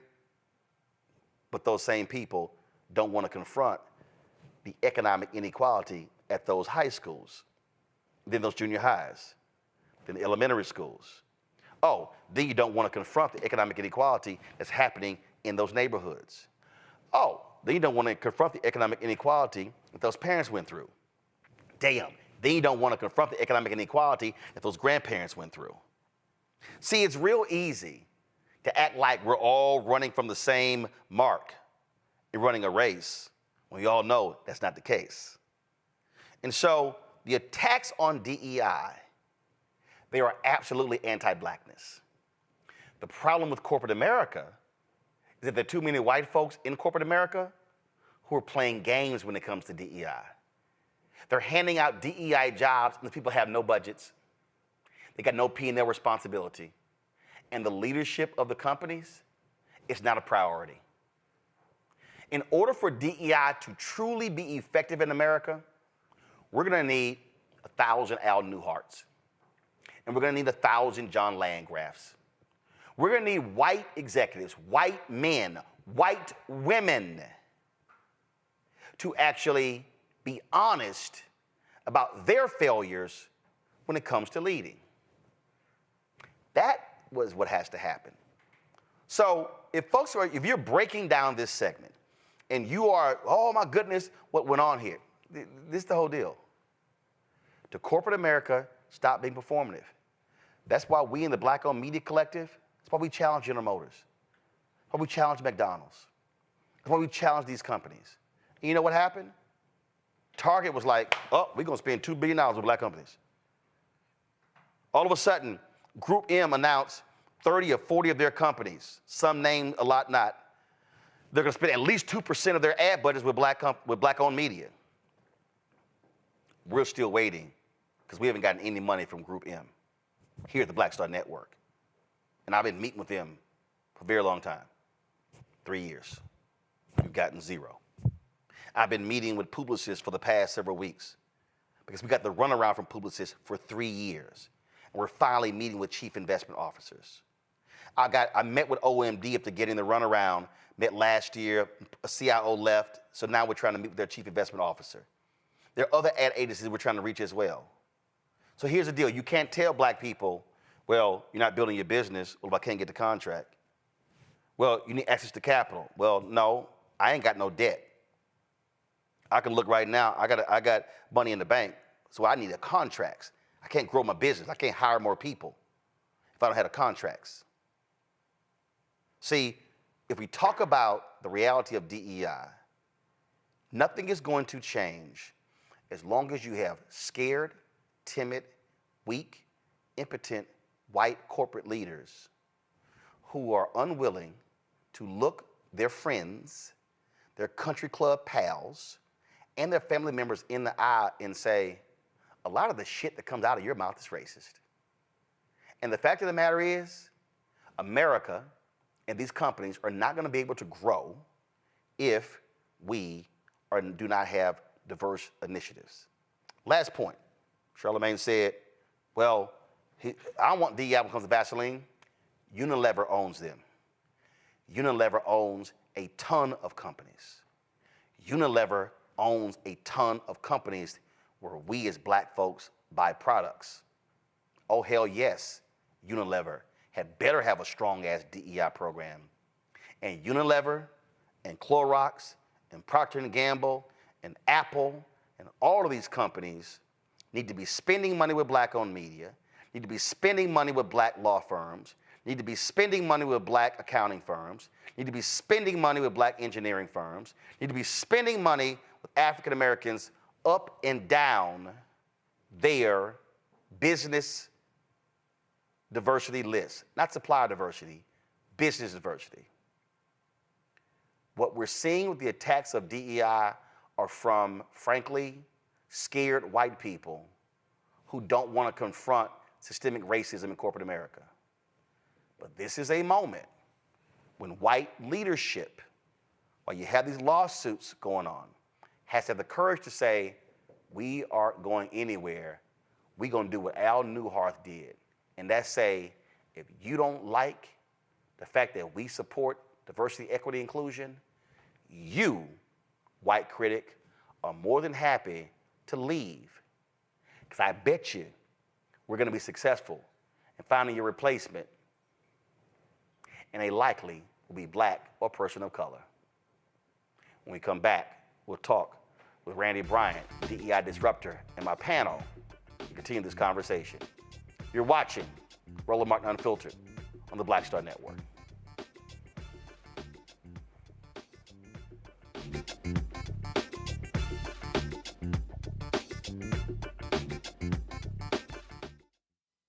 When you talk about blackness and what happens in black culture, we're about covering these things that matter to us, speaking to our issues and concerns. This is a genuine people-powered movement. There's a lot of stuff that we're not getting. You get it, and you spread the word. We wish to plead our own cause. Too long have others spoken for us. We cannot tell our own story if we can't pay for it. This is about covering us. Invest in black-owned media. Your dollars matter. We don't have to keep asking them to cover our stuff. So please support us in what we do, folks. We want to hit 2,000 people, $50 this month, raise $100,000. We're behind 100,000, so we want to hit that. Y'all money makes this possible. Checks and money orders go to P.O. Box 57196, Washington, D.C. 20037-0196. The Cash App is $RM Unfiltered. PayPal is R Martin Unfiltered. Venmo is RM Unfiltered. Zelle is Roland at RolandSMartin.com. Fanbase is pioneering a new era of social media for the creator economy. This next generation social media app with over 600,000 users is raising $17 million, and now is your chance to invest. For details on how to invest, visit startengine.com/fanbase or scan the QR code. Another way we're giving you the freedom to be you without limits. What's up, everybody? It's your girl, Latasha from the A. And you're watching Roland Martin Unfiltered.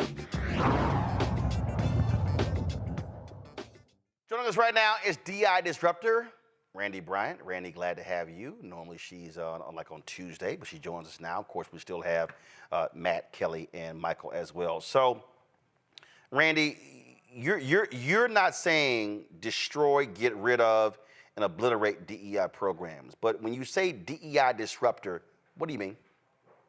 What I mean is we need to change it. It does need improvement, as any programs do. That's nothing new when you roll out something. So I don't want to destroy it, as it seems as if Charlamagne is suggesting that we do, and that most of it's garbage. We disrupt it. We make it better, right? I think that the unfortunate part about what Charlamagne the God did is that he acts like DEI just came about. DEI has been around forever. IBM had its first affinity group for Black people back in 1968.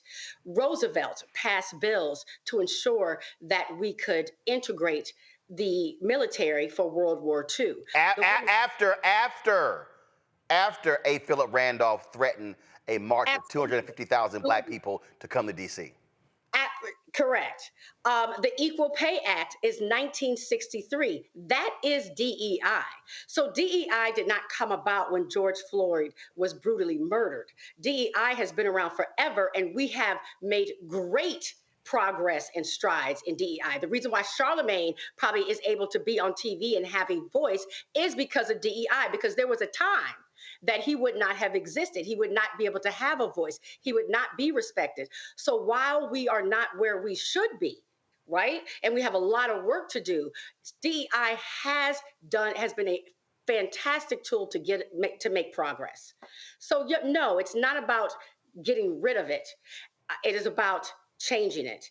And also what scares me is that what he did on his platform, he has a powerful platform, and I absolutely respect that he has this power, is that he gave voice to all of these right-wing Republican extremists who want nothing but to destroy DEI. They've proven that by passing laws in half the states right now. I mean, they just had 60 employees let go in, I think it was Florida.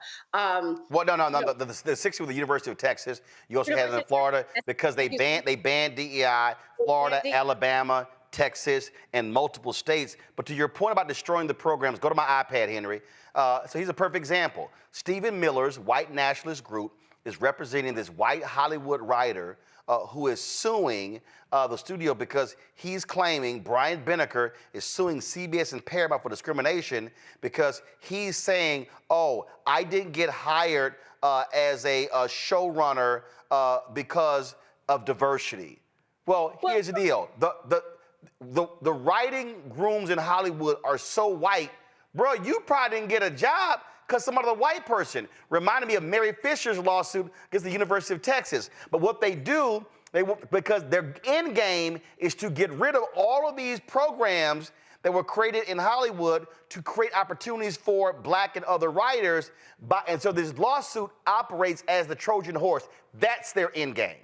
That's absolutely their end game. And that's why I am disappointed that Charlamagne gave them a platform and showed all the things that they were saying as as if there's a pilot who happens to be black, that means a pilot is deficient in his skills. I mean, the pilot went through the exact same programs and training that every other pilot went. They're not just going and finding someone off the street and saying, can you fly this plane?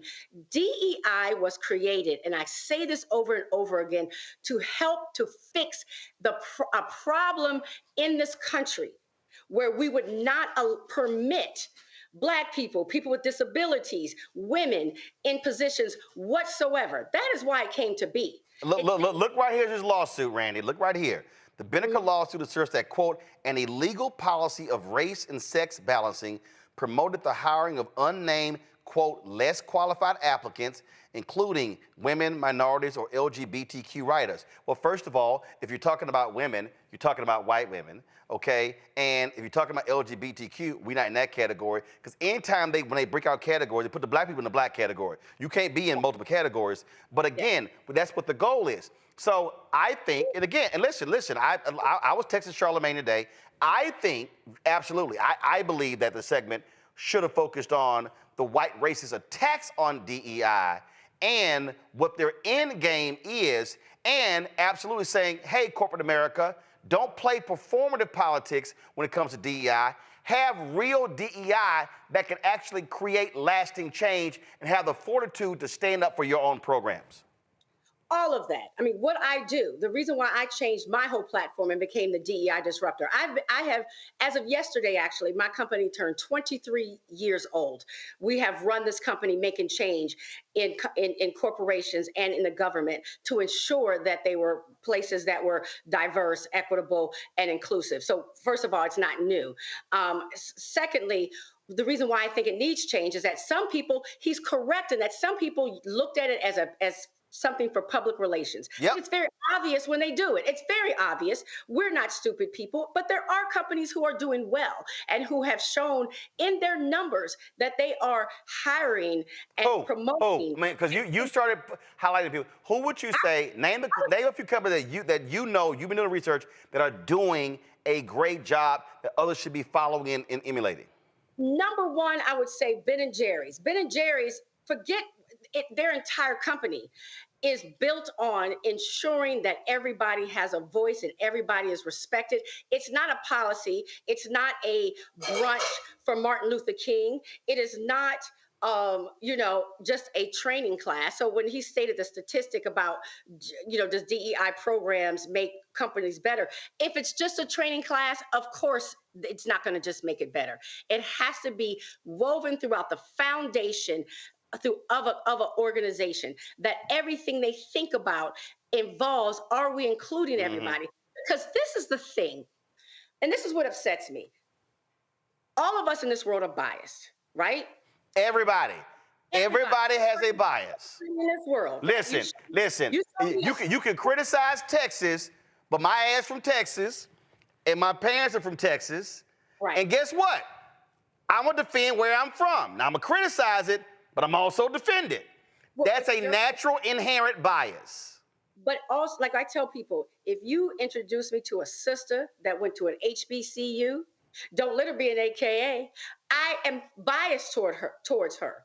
So what it said is that if you looked at every organization, from the government to every corporation, all you saw were white males.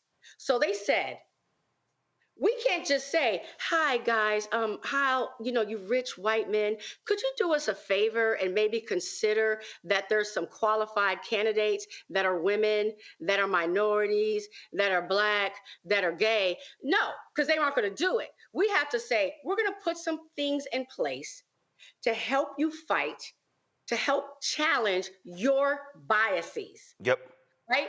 That's all DEI is when they talk about hiring. It is not to hire unqualified people. It's to hire very qualified people. Well, but here's the deal, though. The word, but Randy, the word qualified is never used when discussing white people. They only use the qualified when it's talking about Black people, other people of color. If you look at what they're doing at colleges with nepotism, where there is a legacy, there were like a very good number of people get into these colleges and universities because they have a legacy. You ain't got to go to college. If you actually want to be a coach in the NFL, the best way to get one is have your daddy be a coach. They essentially hire their sons. Panelists got some questions. I'm going to go to Michael first. Michael, go. All right, Randy, this is a fantastic conversation here.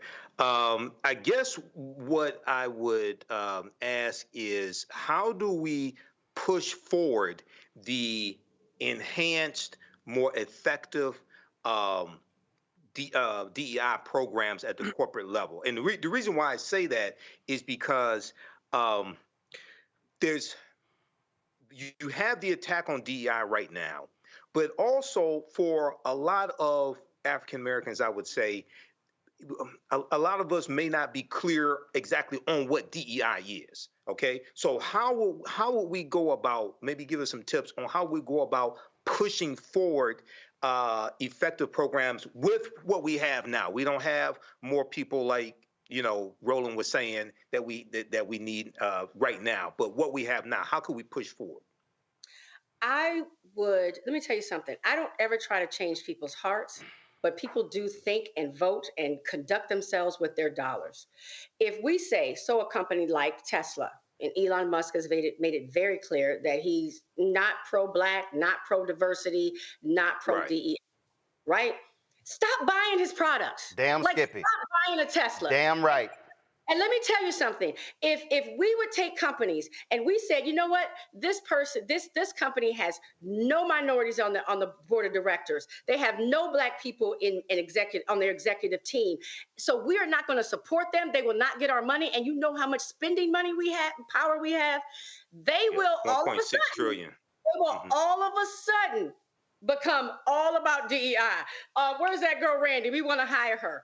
Money talks and bullshit walks. There you go. Right? Stop allowing people to just to take your money and you have not shown any allegiance to them. Like, when they say back, during the civil rights movement, don't shop where you can't be hired. Don't shop where you can't be hired. It's still the same principle. And also, just so folks understand and keep in mind, when you're sitting here watching you're looking at all of these people on Fox News complaining about DEI. Guess who has a DEI initiative? Fox. News. Kelly, go. Kelly, go.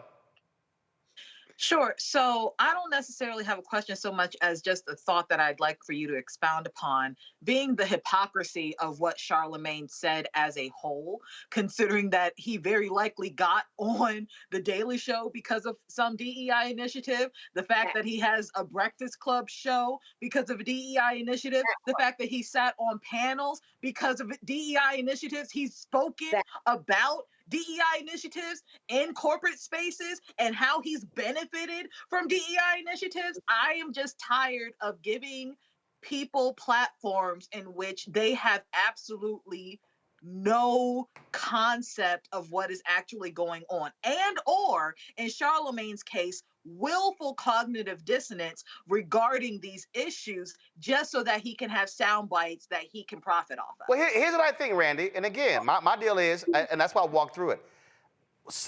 A lot of what Charlamagne said is correct. Performative, running of the ads, not taking it seriously. But again, where I disagree is saying we don't need it in corporate America. The reality is that's where the money at. That's where the job's at. And what we know is corporate America, that they can actually drive change. Let's be real clear. Corporate America, why did a lot of places integrate in the South? Because they saw that train coming and they were like, hey, we ain't trying to have them shut down our department stores. Damn it, integrate. You said it, money talks. And let's remind people, when corporate America pulled their money out of North Carolina with that transgender bathroom bill, they changed that damn law. When the brothers in Mississippi said, we ain't playing at Mississippi State under that damn Confederate flag, they changed the damn law and took it down. We as black folk, to your point, got to use our money leverage, and most of the DEI initiatives that came forward after George Floyd's death, because them white kids in them companies were acting a fool. And Adidas, give you an example, Randy, Adidas announced we're going to do a $10 million initiative. Them white folks at Adidas lost their mind. The next day, the CEO announced, okay, hold up, we're going to do $100 million, and then a third of our jobs will be people of color. The whole backlash to DEI is because white people in the aftermath of the death of George Floyd rose up. So the attacks on books, the attacks on CRT, the attacks on DEI are all because they freaked out when they saw them white kids have a changed view. And that's why you now see them now, let's attack woke, let's attack DEI, and attach it to everything and make it negative. Randy, go. They are attacking everything that moves us forward, which is not something new. And, you know, when I look at Charlamagne and what he said today, you know, one, I don't know if he's like technically worked in a corporation. The Breakfast Club is owned by iHeartRadio. Right, but I'm talking about him going to like an office and working. I mean, No, iHeartRadio. Right. I've been to the studio. That ain't black. That's not black owned. Right. And so what unfortunately happens is exactly what happened to him, in my opinion, is what happens to a lot of DEI leads at companies, including myself, right?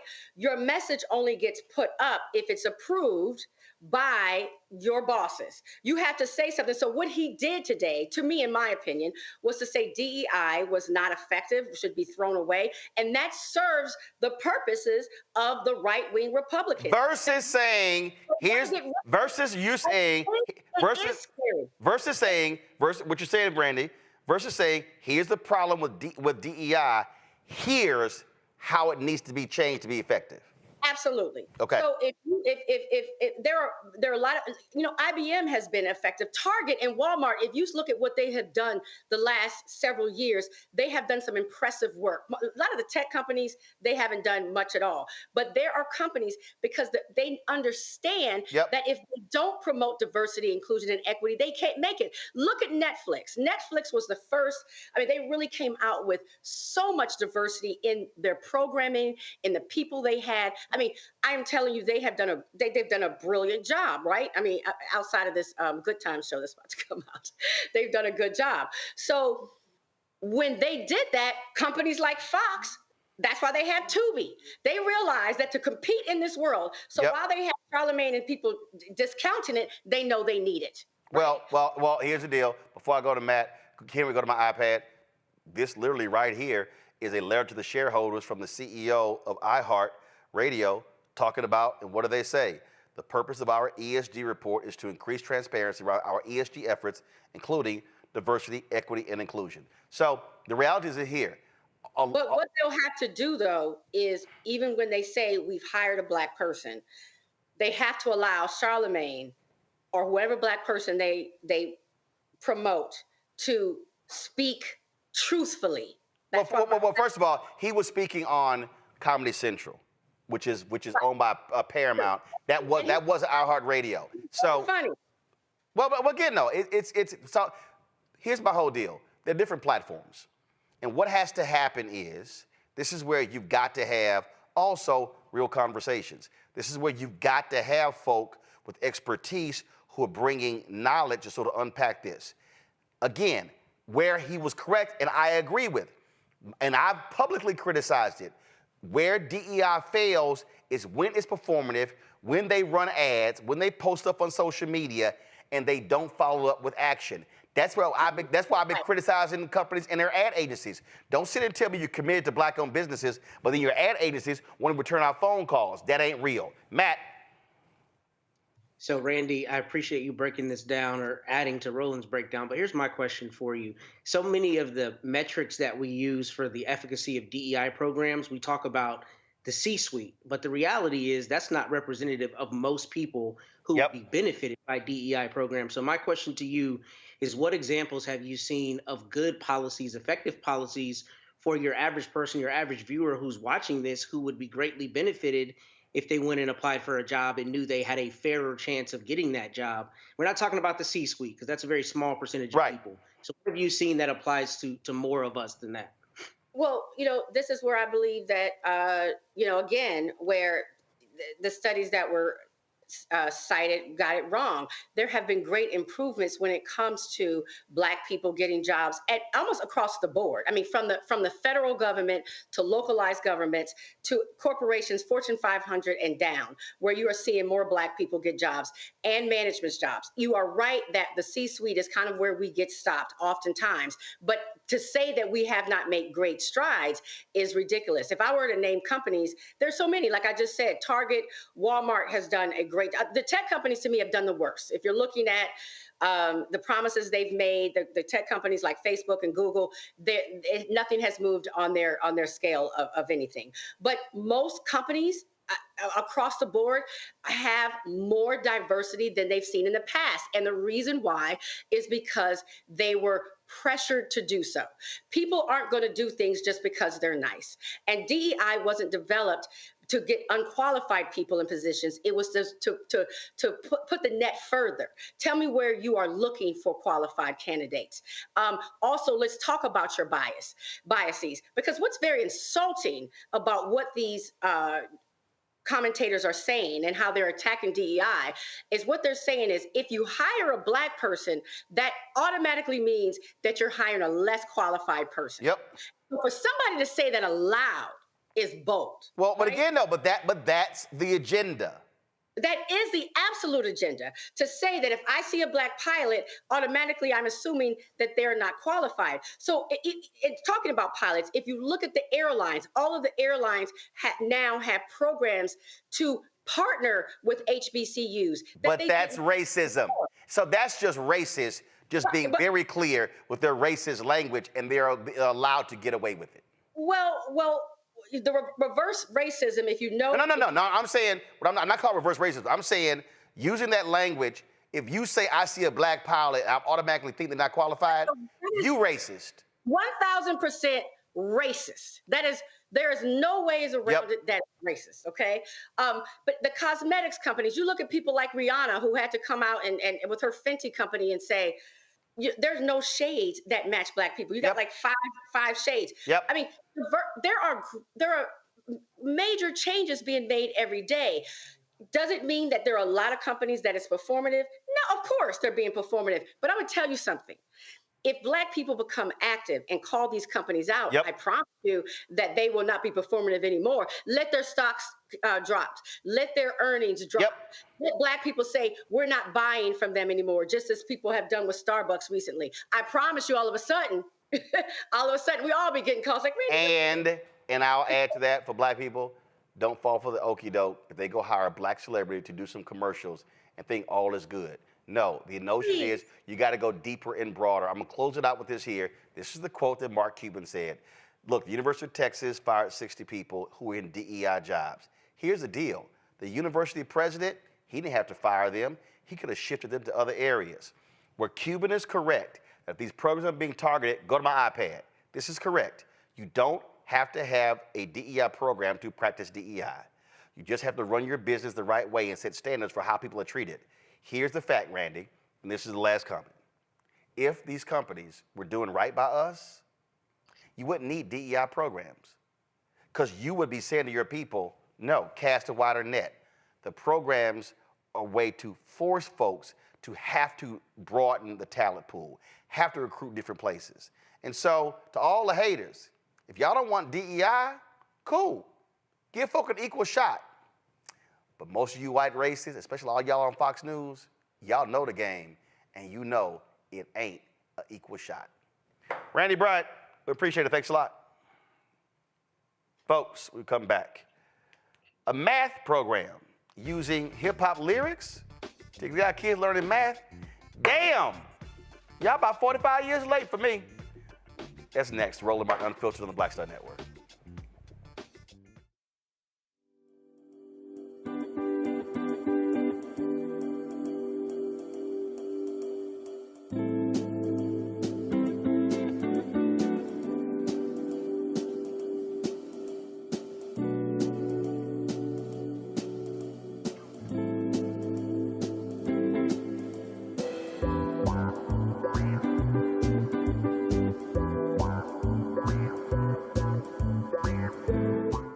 Fanbase is pioneering a new era of social media for the creator economy. This next generation social media app with over 600,000 users is raising $17 million, and now is your chance to invest. For details on how to invest, visit startengine.com/fanbase or scan the QR code. Another way we're giving you the freedom to be you without limits. As bad as Trump was, his economy was worse, and Black America felt it the most. He cut health insurance while giving tax breaks to the wealthy and big business. As president, I put money in pockets and capped the cost of insulin at $35 a month. There's a lot more to do, but we can do it together. This is Reggie Rock-Byfield. You're watching Roland Martin, unfiltered, uncut, unplugged, and undamn believable. You hear me?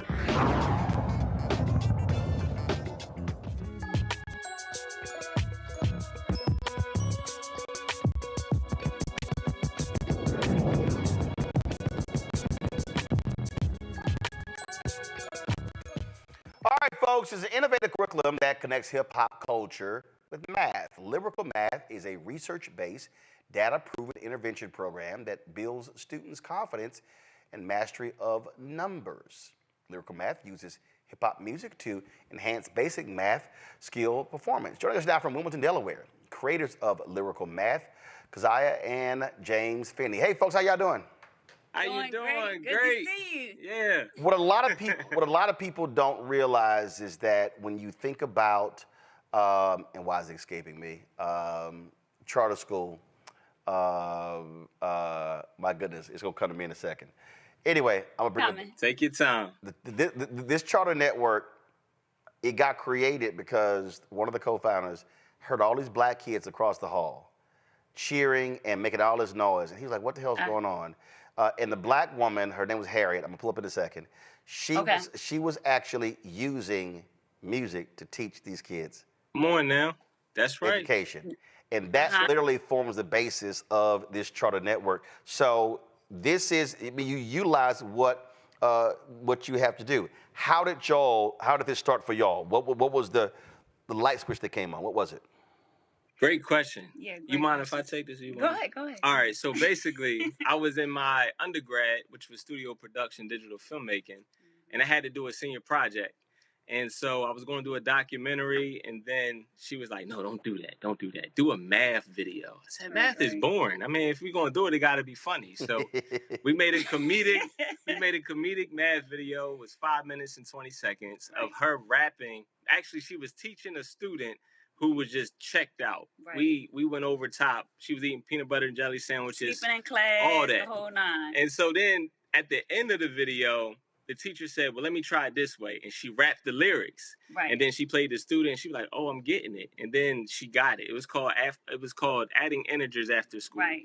And so you were teaching at Chester Community Charter? Right. Chester Community Charter in Pennsylvania. Mm-hmm. And so then she said, do you mind if I use your video? Because I'm teaching integers to my group of students on Monday. So what happened? So I created a pre-test and a post-test for adding integers. Gave them the pre-test and then let them watch the 5-minute video, and then gave them the post-test. The data was crazy, Roland. Was so crazy. Like her worst class had a 61.7% increase in comprehension for adding. Wow. Yes. Off of 5 minutes. Yes. 5 minutes. Okay. So then how? I mean, like, what explains that? So music is a powerful recall tool, and so absolutely. In this particular case, we're talking about adding integers. It's simply 2 rules to adding integers, right? And so if the signs are the same, keep it, add that. If they're different, take the bigger one, subtract that. And so, I rapped the lyrics in the video, and then the students that were in my class, they were rapping the lyrics, and then I gave them the post test. They used the lyrics, and they passed the test. Right. And so, this was something I was doing in the classroom anyway. I was always, trying to keep the engagement with my students by teaching them through hip hop music. Right. And so by doing that, I was creating my own lyrics. The students, they were more engaged. I had a lot more fun. Classroom was just live. But once he used that as a senior project, and then we took the data, we looked at the data, it was like, wait a minute, hold on. So look, that night, I literally said to her that night, Roland, I said, how many people you want to help? And she said, as many people as we can. Right. And that's how we began creating lyrical math to where it is today.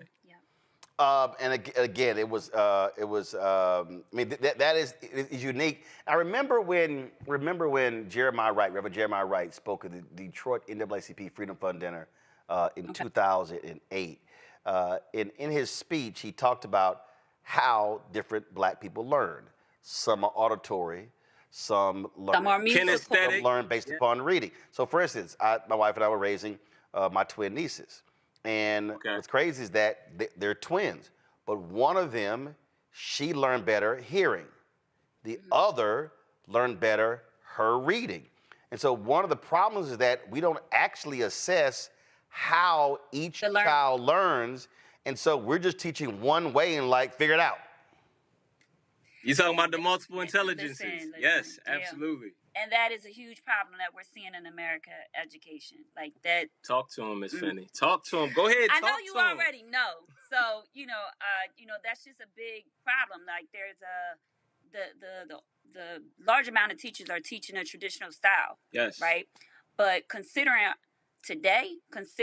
the level of engagement that our students have, our children have, just with social media, the impact of music, you have to meet these students where they are. Yes. And if music is a way to reach them, you should use it. Absolutely. If engagement is a way to reach them, you should use higher levels of engagement. And so, what we did, we created this curriculum where we not only use music, but we also have culturally relevant pedagogy that we're applying to lyrical math. And so it's fun, it's engaging. I was going to say it's innovative. Absolutely. We literally intertwine hip hop culture with math. For one, we know hip hop culture is like the #1 genre in the world. Right. And for two, the science behind it is it promotes confidence. Exactly. Mm-hmm. So instead of having kids talking about I'm this, I'm that, faking it till you make it, you could talk about how dope you are with math and actually be dope with math. Yeah. And she got bars though, Roland. Like it's not corny. It's radio ready. You know what I mean? So here's a student workbook if we could show you. So this doesn't look like a typical math book, does it? No, not at all. So that's the lyrics page right there. The hell? I'm telling you right now. I never knew what the hell they were doing in math. Listen, I told my teachers, listen, I can count money, I can negotiate. Listen, I talked my way into a passing math grade in college. My verbal intellectual skills talked me into that grade. And I told them point blank, I said, say, man, listen, I said, look, I know how to count. I said, I know how to negotiate. I understand contracts. I said, but damn all this Pythagoras theorem. I said, man, I ain't none of this stuff clicking in my head. And trust me, I've been proven right. Before I go to my panel, it was escaping me. Harriet Ball, she was actually at KIPP. And that's actually how, what you see right here. She says right here, she died of a heart attack in 2011. She was 64 years old. And this is the Washington Post obit. She trained the KIPP co-founders, David Levitt and Mike Feinberg, when they were novice members of the Teach for America program. She gave them a host of original songs, chants, and games to encourage learning. They took the name of their network from her most popular chant, which was, you gotta read, baby, read. You gotta read, baby, read. The more you read, the more you know, because knowledge is power, power is money, and I want it. And knowledge is power, that's the name KIPP. And so so her method was using, what y'all talking about, her method of using music, that is the basis of the teaching curriculum of all KIPP charter schools. Let's question from the panelists. Let's see here. Michael claims he was highly successful at math in school. I still think he lying, but go ahead. Let's go, Mike. Come on, Mike. He obviously can't run a damn computer because his ass is on mute. See, that's the problem right there. He think he was so good at math, he don't know. Hold on, Roland. It's your computer. Hit the damn button. I can't control your mute button. He was just spitting formulas on I'm running through a 12-channel mix, Roland. No, I'm unmuted. Well, you might have 12 channels, but you didn't have one turned on. It's unmuted. I unmuted it. Okay. So, question for you. Now, I went up to pre-calculus in high school, and then I took calculus in college. But how far do you go with the math? So I know you're a middle school teacher now, Kazia. I think I'm pronouncing it correctly. Kazia. I'm sorry, Kazia. So do you do like trigonometry, calculus, geometry with your rap lyrics also? So basically, our math skills for lyrical math, we have a part 1 and a part 2. We cover math standards from 3rd through 8th grade. And so our goal is to address basic math skills. Our goal is to address basic math skills. And so we start off with multiplication and division, and then we jump into fractions, integers, geometry, conversions of length, volume. Give us some bars. Give us something. Give us some bars. Okay, so here's something for adding fractions. You ready? I'm going to slow this down. I gotta add these fractions. Break it down, let me show them what's happening. Hold up, let me make sure they had the same denominators, then I'm gonna get right back to adding. But I gotta add these fractions. Break it down, let me show them what's happening. Hold up, let me make sure they had the same denominators, then I'm gonna get right back to adding. Oh, anytime my denominator's different. I'm looking for that LCM till I get it. Turn my LCM into my new denominator. Make equivalent fractions to get my numerators. I take my numerators, then I add them up. I take my numerators, then I add them up. Keep my denominator as my LCM. Keep my denominator as my LCM. Then I get my sum, I make it hotter than the summer. Blazing through this work, the more I work, the more I come up. I'm adding fractions, this is something that I breeze through. Check my answer simplified if I need to. I gotta add these fractions. Break it down, let me show them what's happening. Hold up. Let me make sure they had the same denominators, then I'm gonna get right back to adding. All right. Show your skills, okay. Kelly. First of all, that was amazing. Thank you. My question is, I wasn't terrible at math. It wasn't my favorite subject, but I was good at it. But my core thing was music, right? I come from a family of musicians. I sing myself, all of those things. And one thing that was actually drilled into my head is not just that math is music, but music is math. So my question to you is, are there opportunities that you have, or have you done anything in conjunction with music courses and fractions, because we've got, time signatures, we've got circle of fifths, we've got, key changes and the like. All of that requires math. Right. Interesting. Because you use all of those concepts in your music for math. Right. I'm just curious if you branch out beyond that and incorporate actual music classes in what you do. Not as of yet. Yeah, so we are solely focused at this point. Now, I have made songs for science because I'm also a certified science teacher. But right now we're focused so much on math, mainly because it's such an issue right now. I mean, Yes. the lack of comprehension that we have for basic math skills is scary. Across the country.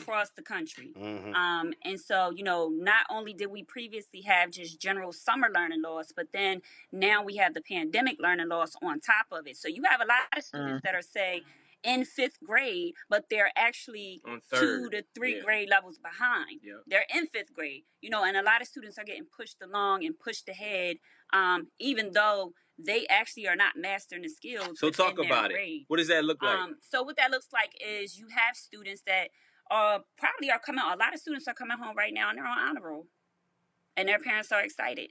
They go to the honor roll assembly. They're like, "That's my baby." All right. And everybody's excited. A 5th grade child just got honor roll, but that 5th grade child might not be on grade level. Correct. Might not be on grade level. And we're in a lot of schools where that is the case. We had a group of 5th graders where about 90% of the class was actually on 2nd or 3rd grade level. Right. But those kids were getting honor roll. Because they were teaching them on? They were teaching them on the 2nd or 3rd grade level. Like, hey, if I give you a test and you pass it, then technically you have an A, right, on that test. But that's not necessarily saying that you have an A on a 5th grade level. Correct. Do you get what I'm saying? And so we're just very focused right now on closing this huge academic achievement gap. And in our community, even beyond our community, it's just a huge issue. And, it's going to catch up with society in a way that is going to be extremely alarming. It's already alarming. Right. So right now we're focused on math. Education needs a win in a major way. And so we need teachers like Miss Finney that break the mold.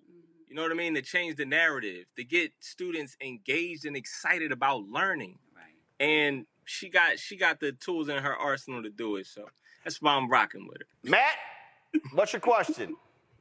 So I hate I had to go last because I wanted to tell y'all the whole segment. Y'all have the dopest energy by far. Just so I mean, y'all are just a beautiful couple, and it's dope how you support each other. And first off, kudos for that. But nonetheless, my question is, do you have a product? So like, I'm not anywhere near Delaware. I would love my children to be able to use this. Do you have a way we can access that? I don't know if we talked about the he just put the plug. Beautiful. Thank you. Ask that question? So we've been in lyrical math for 8 years now. We've built it up to where it is currently. It took 8 years to do so. In the process of doing that, we finally made it available for households, right? So we have the Lyrical Math Online Academy. You get the yearly subscription, and it comes with this one-of-a-kind student workbook. Right. You get it mailed to your house, and then you get a username and password that child will log in and learn from Miss Finney on demand. Right. It's having a Michael Jordan of lyrical math in your household. Right. On demand. What do you call it? The Netflix of math? Yeah, it's like the Netflix of math. Pretty much. And so basically, you can be home and you can have your child, say you're making dinner, right? And you're like, I need you to work on some math problems just to brush up on your basic math skills. I don't want to sit here and teach you math. I don't even know how they're teaching math right now. Right. But I know Mrs. Finney knows how to teach you math through lyrical math. So, hey, grab your student workbook, your lyrical math student workbook. There you go. I want you to crack it open, right? I want you to do lesson 7, worksheet number 1 today. They go to the platform, they pull it up. And listen, you can pull this up right on your cell phone. Yeah. Right on your cell phone. Like right now, check this out. Can you see this? So this is our platform right here. So, even with just a cell phone, check that out.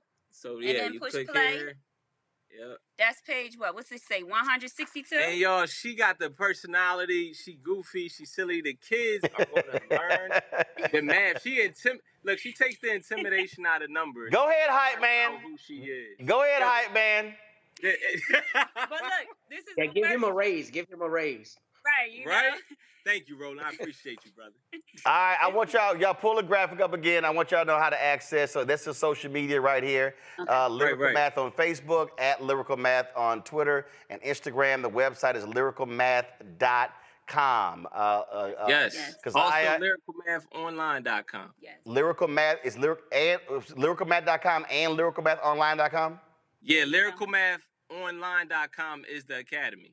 Yes. Gotcha. What's lyricalmath.com? That's our headquarters site. All right, cool. All right, so you got two. Lyricalmath.com, lyricalmathonline.com. Got it. All right, Keziah and James, we appreciate it. Thanks a bunch. Appreciate you, man. Thank you so much. Thank you for your work and all that you do. I appreciate it. All right. Folks, that's it for us. Let me thank Michael, Kelly, and Matt. I certainly appreciate y'all joining us on today's show. Thank you so very much.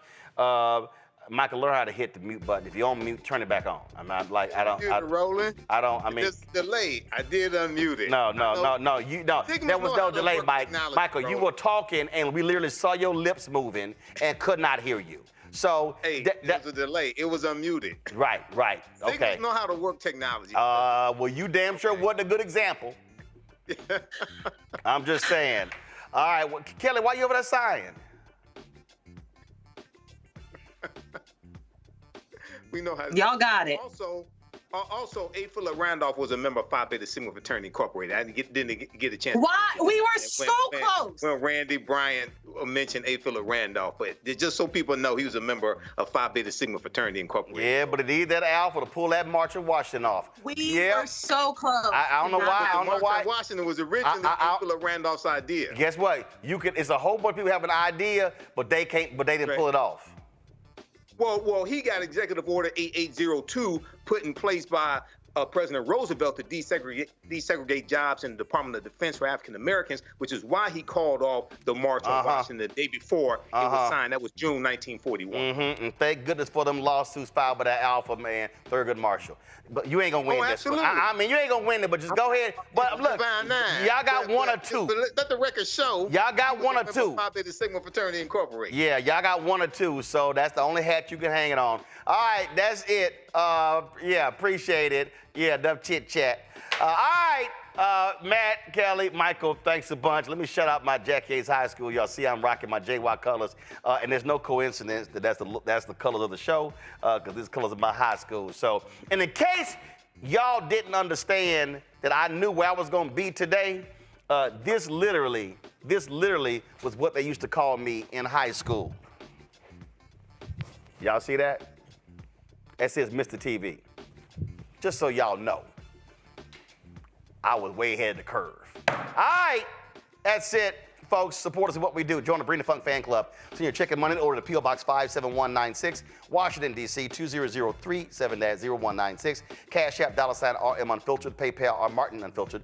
Venmo's RM Unfiltered. Zelle, Roland at RolandSMartin.com, Roland at RolandMartinUnfiltered.com. You can also, of course, download the Black Star Network app, Apple phone, Apple TV, Android TV, Roku, Amazon Fire TV, Xbox One, Samsung Smart TV. You can check our 24-hour streaming channel out. We're available on Amazon News. By going to Amazon Fire, you can tell Alexa to play news from the Black Star Network. Also, we're on Plex TV, Amazon Freevee, Amazon Prime Video. And be sure to get a copy of my book, White Fear, How the Browning of America is Making White Folks Lose Their Minds. Available at bookstores nationwide. Get the audio version on Audible. Y'all have a fantastic weekend. Good luck watching March Madness. Go South Carolina and Dawn Staley. Hope y'all have a great finish and finish undefeated and win the national championship. We got to bounce. Holla!